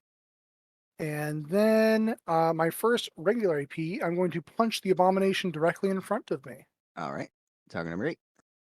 Target number 8. And I get a 10 of rams for a total of 16. Okay, and you are using the brass knuckles, right? Mhm. So that So will I should be at a neutral flip. straight flip. Alrighty, let's see what I get. That is a low for 1. Does this one have any damage on it? I forget. No. Okay. Let me check real quick. I want to see if anything happens on a ram. No. So I'm actually going to cheat in a moderate for an 8 of rams. So it is a moderate for 3 damage. All right. And then I'm going to attack again. All right. The target same number target. 8. Target number 8. And that is a 9 for a total of a 15. All right. Straight flip again. So We're going to reshuffle the deck. again. Everybody can draw a card. Yay! Just make sure you I'll- don't go over 5. If you do, you got to discard one. All right. Just one card or Just one. And here I go. That's going to be a 7 for a moderate, which is a 3. You know what? I'm actually going to cheat that into a severe with a 12 of rams. Okay. What's severe? 4 damage. Nice. All right. So you put your hands on this abomination a couple times. You get this familiar kind of meaty thud, but with a sort of metallic undertone, if you will. Mhm. It flinches back, but it continues trying to swipe at you with its bladey arms. Alrighty. I am out of actions. Over to you. Back to Eric. All righty. Let me just check the range. Okay. Can I spawn in like a proxy base for a second just to check something? Yeah, you can clone something. So just right click. Clone, that clone. works too. So him, something about there. Then control 5, control 2. Good, you can still hit that abomination. Oh wait, no, but I can't see through Hugo, can I? yeah, Hugo's too tall. Yeah, I'm too huge. Okay. That abomination's still being. You know it's worth it. Okay. So Eric is going to move. Well, he's going to make a charge move to about there. so that he is within an inch of Hugo, and also in range of one of the abominations. Did not mean to do the two, I meant to do the one. Really to turn the light on in this room. I'm going to make a melee range version of the zap attack. So, with it being minus range 3 times. So damage boosted all the way and range nerfed all the way down. I will still need a 1 of turns for this to go off. Okay, still need an 8 to hit him, so probably a 2, I think, So, right? yeah, so 2. So first attack, I didn't press the button. Misses. I've got nothing in my hand, so that's just a miss, but I get to draw. Mm-hmm. Second attack, that is also a miss, so I once again get to draw. None of these cards are any good. And you can't get lucky on top deck, and you're flipping high cards, but not the right suit. And for my 0 action, I'm going to discard. You know what? I will discard a 7 and give Hugo imbued protection 2. So effectively shielded 2 for the next 5 minutes, or until you lose the shielded. Nice. All right. So back to the zombies. The one in front of Hugo has a reciprocating saw on his arm, and he is going to reach up and try to cut you with it. Give me a target number 10 defense check. Hugo. I'm sorry, target number 10? Yep. Let me see. And is this from the one that's closest to me? Yeah, not the one that's terrified. Okay, gotcha. That is a success with a 13 for that'll a do it. 14. All right. He swings at you with his blade, and you hear the buzzing sound of the motor, but you're able to kind of move your head out of the way, and it comes inches from your face, but he misses. But he's gonna kind of backswing and try to cut you across the belly. So take another target number 10. All right. That's not a success. That's a 7. All right. Do you want to cheat? No, I don't think I will. All right. So I will take a negative twist on damage, and that'll be 2 damage. All right. Because of my armor, Reduced. that's reduced to 1. And then reduced to 0 by the shielded. Yep. If shielded Really? can go to 0. I believe in Oh, protection can, yeah. neat. I'm flipping through the book to find it. That's criminal. I'm right next to Ah, nice protection. Yep, to a minimum of 0. Yeah, it's shielded. They literally just took that ability, put it in 3rd edition, called it shielded. Yep. Edition rather.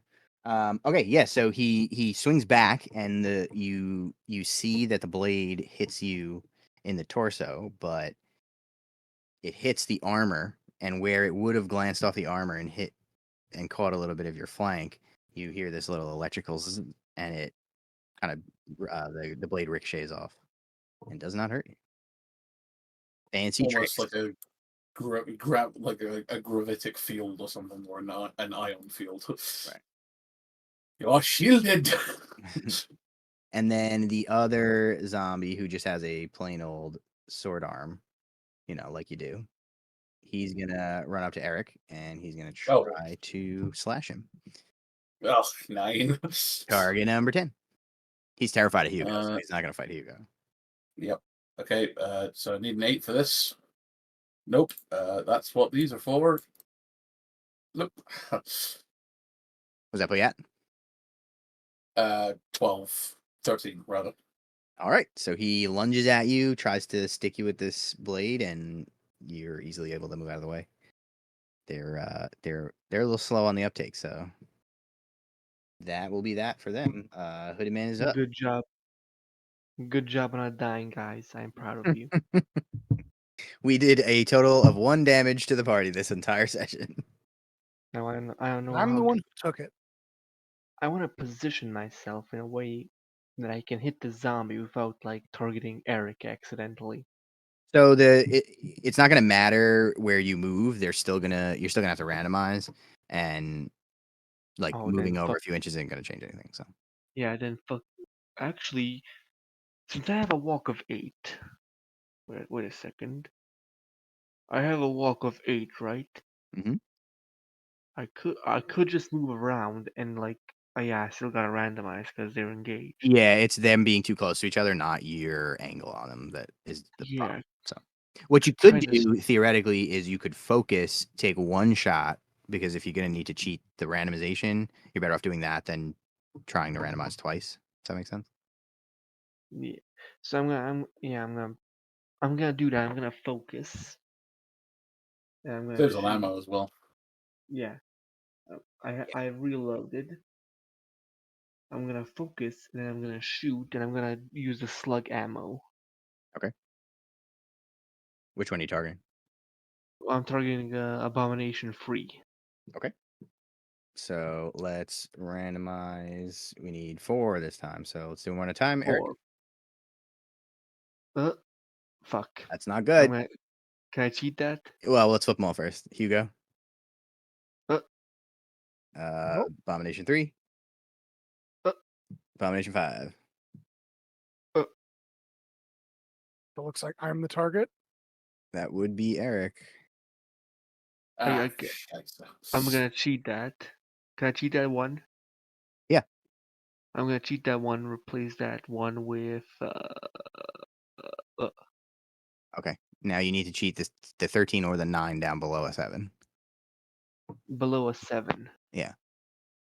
And that will I'm become the gonna target. I'm gonna cheat the 13 is abomination 2, right? That's 3, the one you wanted to hit. Yeah. Yeah. So, oh no, I deleted it. Hold on. Don't do anything. Yeah, just I'm gonna flip it. Flip. There we go. All right. So do I hit the abomination, right? Yes. You hit the intended target. Good. Target. And now what? Oh, And the now, fated and their ability to bend the whims of reality. and now, baby, watch me flip the black Joker. Oh, and you focus, so take a plus on this. Yeah. So that's a plus. I flip 2 cards, right? Yeah. Yep, 2 pick the highest. Unless it's the Black Joker. Uh. Oh, Would you like the 11 or the 11? Wait. I think I'll take the 11, sir. Oh, do you have any special triggers on either of those? Nope. Okay. and what is your total with that? 13? Yeah, I believe 13. Okay, so that would be a double negative, but you focus, so it goes to single negative. So I flip again. Yep. Two cards again. 5. Fuck. What's weak? 2? That's what's Yeah, playing. 5 plus 2, that's 7. No. What's your weak on the damage track for that attack? Oh, my weak. Wait, 2. Yeah, 2 damage. Yeah. Okay. All right. So we hear the crack of the shotgun. And you see it connect with this iron zombie. He flinches back, but you also hear a little bit of a metal ping as the slug hits him. Bing. Mm. I'm glad I have Foley artists here to help out with the sound effects. The hooded man gives a cough before saying, "You're welcome for not shooting you." The creepy guy is now giving subtly veiled threats. I didn't realize I would need to thank you for the privilege of not murdering me on sight. What a wonderful world we live in. Anything else for the hooded man? You got a 0 or anything you want to do? No, I don't think I have anything else I could do. All right, back to Kyung. I'm gonna take a second because there's a spider on the wall that I just noticed. Sorry, you were cutting out when you said that. Can you repeat it? There's a spider on my wall. I'm gonna get it real fast. Freaking me out. No, don't kill the spider. I'm not gonna kill it. I'm gonna take a cup and move it outside. My window's right here. Oh, thank goodness. Bandersnatch. It is the Bandersnatch. That's what it is. Okay. Hopefully it won't come back in. Okay, so spells. We're done with spells. No more We're magic. gonna move over here Now is the around time to Eric. punch things. Yeah, it is a time to punch things. And I'm gonna go up. I'm gonna hit this abomination, whatever number that is. Okay. I'm gonna try and hit it with a pair of knuckle dusters that I've been hiding inside my sleeves. Okay, you have to spend an action to equip a weapon if you don't have it equipped already. Oh. We're gonna do that. We already moved, so we're just gonna do that. We're intimidating them by equipping it. Okay. Do you have a 0 you want to do anything with or no? I don't have the zeros that I can do things with, so that's Hey, don't us. you've got imbue protection. Oh. You know what? I forgot that I did have that, so I'm gonna do that. Eric is gonna get imbued. I'm gonna throw away a card. Ooh. So I think if it's a weak, he gets 1. If it's a moderate, Yep. he gets 2. If it's a severe, he takes 3. He's gonna Nice. get 1. All right, fair enough. Okay, well, I'll take it. We don't like him that much yet. That will change. All right, and then we are back to Hugo.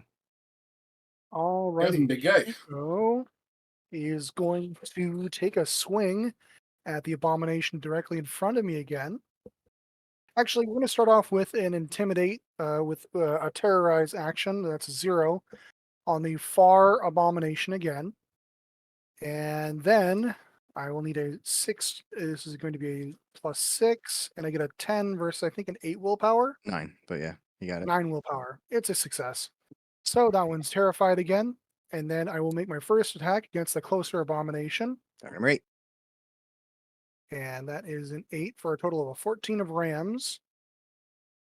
All right, you will get. So that your is a bracelet. negative flip, technically. Oh no, you're right. It is a neutral flip because of brass knuckles. Yep. Cool. And that's going to be geez, I just cannot stop flipping highs. That is 4 damage. All right, you splatted him. Alrighty. So I give it a quick backhand, which sort of puts it off of its step before putting my fist directly through its skull. Smash.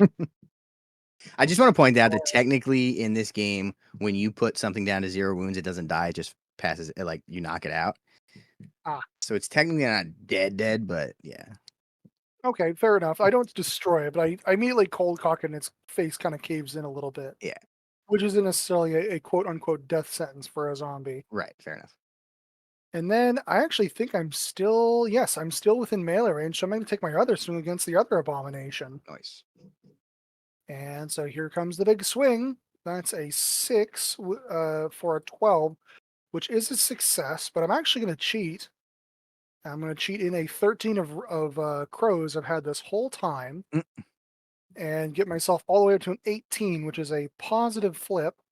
Actually, would that be a double positive? Target number 8, so it would still be a straight, and your knuckle dusters cancel out hard to win, so it's still a straight. Sweet. So I'll take a straight. Here we go.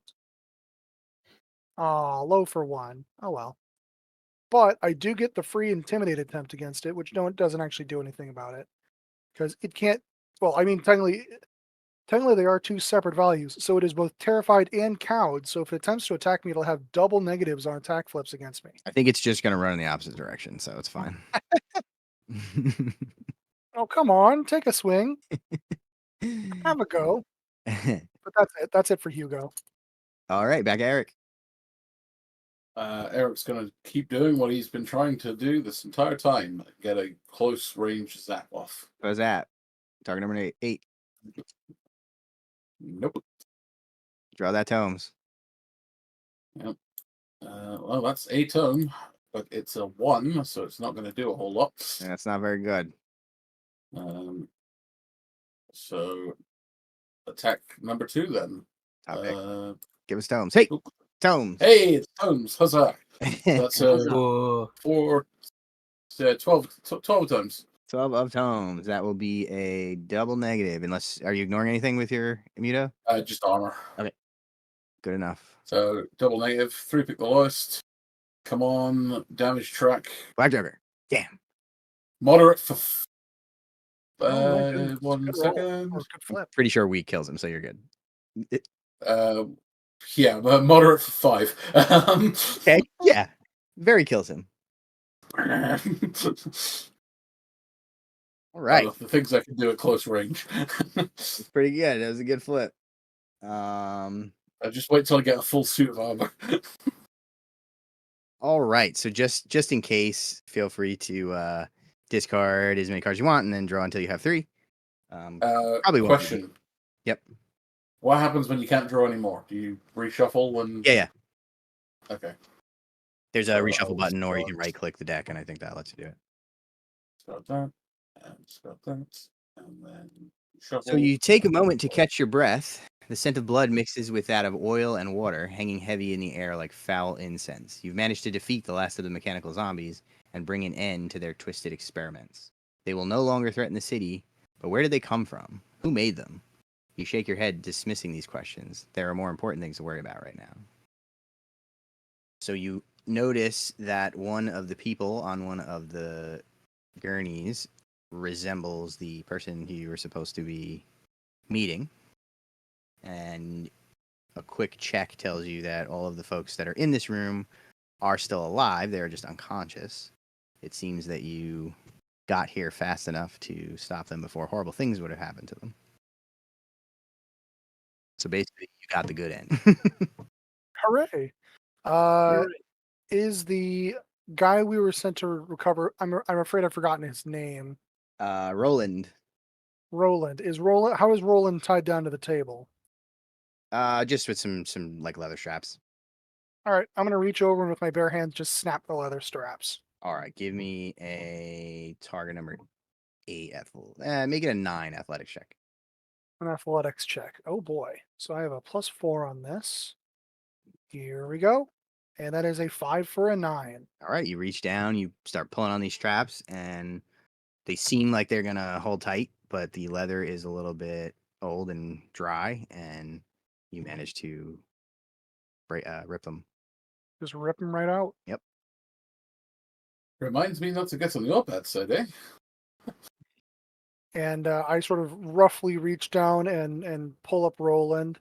And does he seem to be in a bit of a daze? He's unconscious, yeah. Oh, okay. I give him a bit of a rough shake to see if I can wake him up. All right, give me a target number 8 doctor check. Oh boy, I'm real good at this. Huh? I actually get a +1 on this, surprisingly. All right, no, it's a 0 because I have a single rank in it. Here we go. Okay. Well, that is a 10 for a 10. All right, so you don't really know much about how to doctor people or take care of them when they're injured, but you just shake this guy kind of aggressively, and it seems to do the trick. He seems to come to, and he is immediately alarmed. He seems like he doesn't know what's going on, but he kind of takes a quick look around. What the hell's going on here? You were in a bit of a train accident. We fixed it. You're safe now. Do not worry. You're in a sewer. You aren't in hell yet. Okay.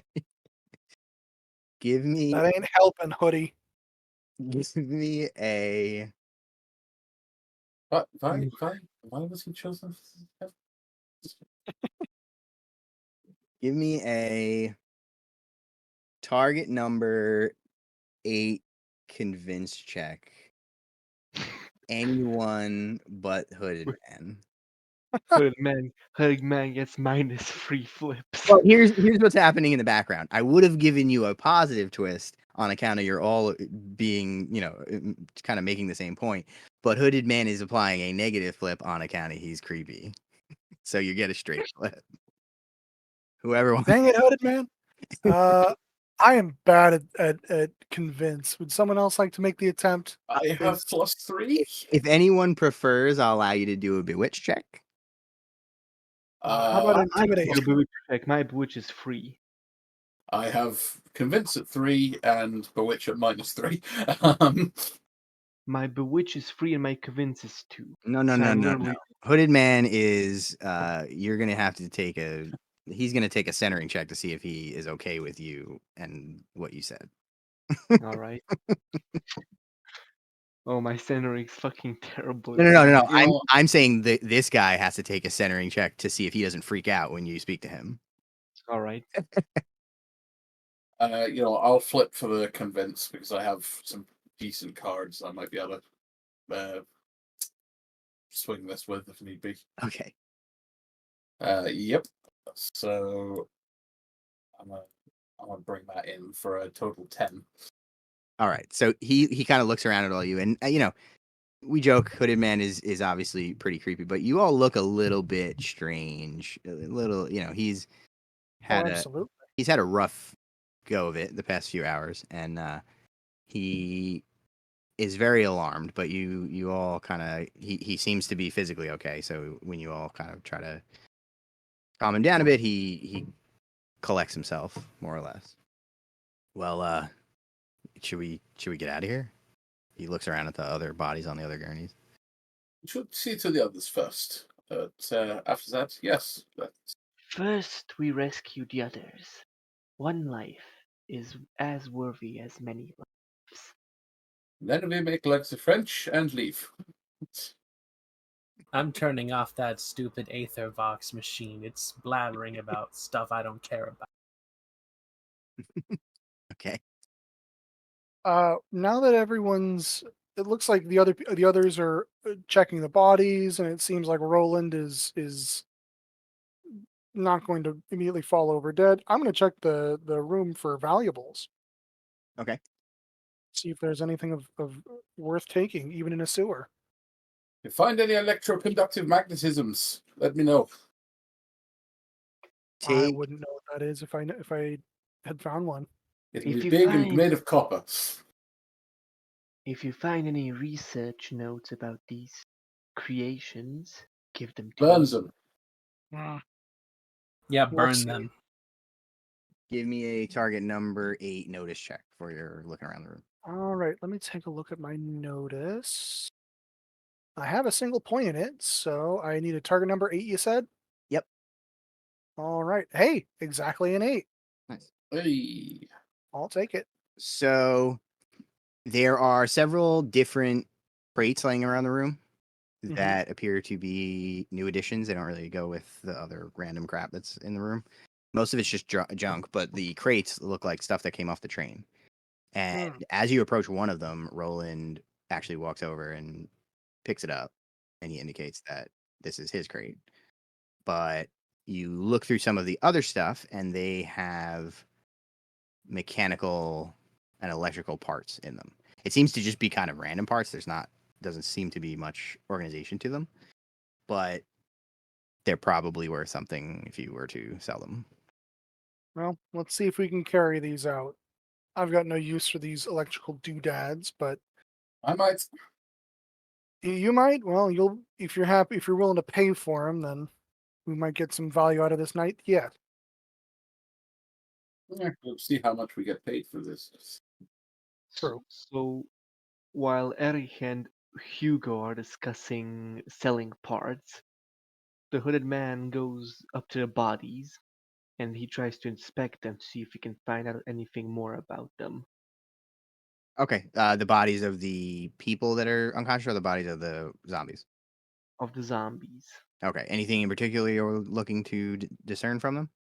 He wants to see if there's any correlation between the machine parts and these zombies still having their like human personality, basically. Okay. Give me a target number 9, either doctor check or artifacting. Your choice. I'm gonna either one is good because I'm like AV2 at both. Okay. So target number 9. So I'm gonna go for artifacting. All right. Make a straight flip. Off. Wait, what? Why did it flip 2 cards? I don't know why it does that to you every time. Hold on, let me rewind that. I think that's just the Black Joker, though, because that was the first one, right? Yeah. Yeah. Rip. Boo. Boo, I don't find shit. Well, you're able to. You have a little bit of a background in sort of both of these fields, but taking a look over them, it occurs to you that this is the type of thing you've never seen before. It's very strange. You've never seen human parts with metal grafted to them, and you're not really able to determine how it works or much about it. It would require more study. Hmm. I would also like to check around the Aetherlock. Maybe there's some research notes or something. Okay. No check for that. I'll say that you go over there. They have not. You don't see anything resembling notes. There's no like paperwork laying around or anything like that. It's just the Aethervox sitting on a dirty table. I see, I see. But the Aethervox is still tuned to that station, and you do still hear the man talking. All right. Hmm. We could sell this Aethervox. I want to listen I want to listen a little. So I don't. could I perhaps Click. listen to the fucking Okay, so could I try to listen to the Aetherbox? Maybe I learned some info from Von Stuck. Yeah. What related to like how the creatures Yeah, were to made? relate. Yeah, how to relate to me how like exactly he keeps their mind intact or something. Okay. Give me the same check, but take a plus to it. A plus. Yep. So target number So 8 target number 8. on artifacting again.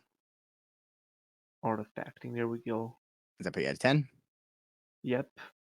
8 plus 2, 10.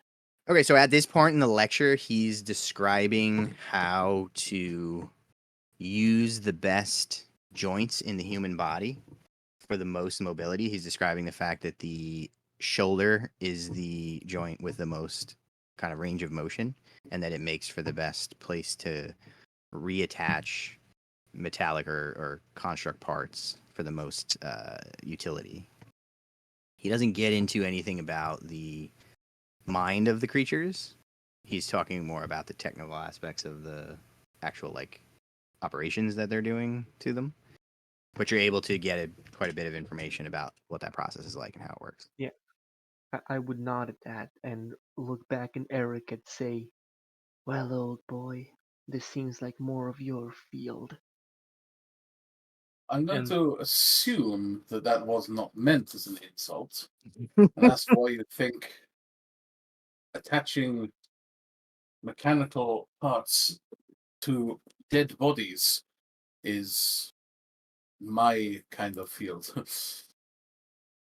No offense, old boy. You just seem like the type.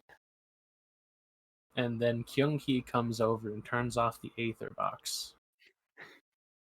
Enough of that. I don't think you should take advice from somebody who makes things that fall apart after a few hits. That's bad craftsmanship. I don't Or think anyone who considers attaching surgical tools to the limbs of human corpses. I assume that these ones weren't made by the professor himself. Probably some poor imitation. Or they got loose. Do you listen to this kind of show? Not, not really, but I've seen more than a few imbeciles listen to the doctor's orders and then create their own iron zombie, which of course guts them alive. To be fair, from what I Professors. understand about the professor, people don't often get a choice whether they listen to his lectures or not. He sounds like a very dumb man. You shouldn't listen to his lectures. Or aspire to do whatever that is. And Kyung-hee points to where the remains of the iron zombies are. If God had wanted us to be to have metal limbs, we would have been born with garden shears for hands. Thank Good you, plan. Ortega. Now, Ortega boy, I have a deal for you. Don't call me boy, ever again.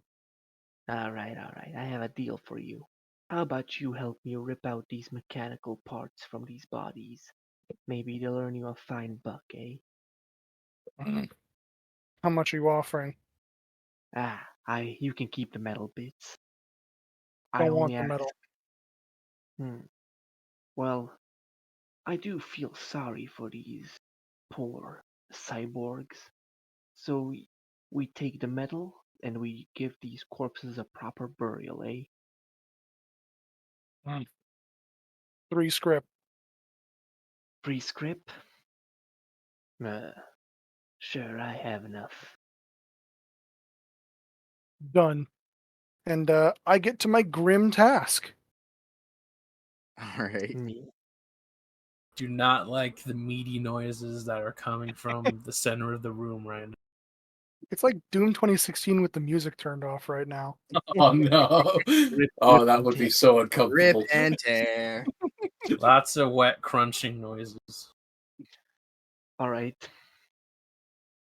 Anybody else want to say something, explore something?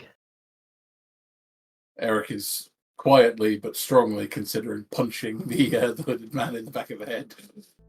I'm just gonna say that the adventure ended at the end of the combat. There's nothing else there. I'm just allowing this because it's all really great. So you guys can keep at it as long as you want because this is hilarious. This is all filler reels. What this is gonna be? Half an hour hooded man compilation. And then so you're able to recover the crate from Roland, which was the whole point of all of this, and make your way back to Eclipse relatively unscathed and unbothered. Sweet. And that is Recruitment Drive.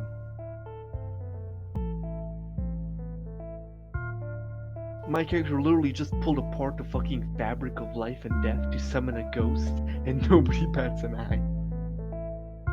Huge shout out to the extremely cool kids tier on Patreon, the Steam Powered Scoundrels, Dogmatize, and Black Ops Gladiator Games. Thanks for watching.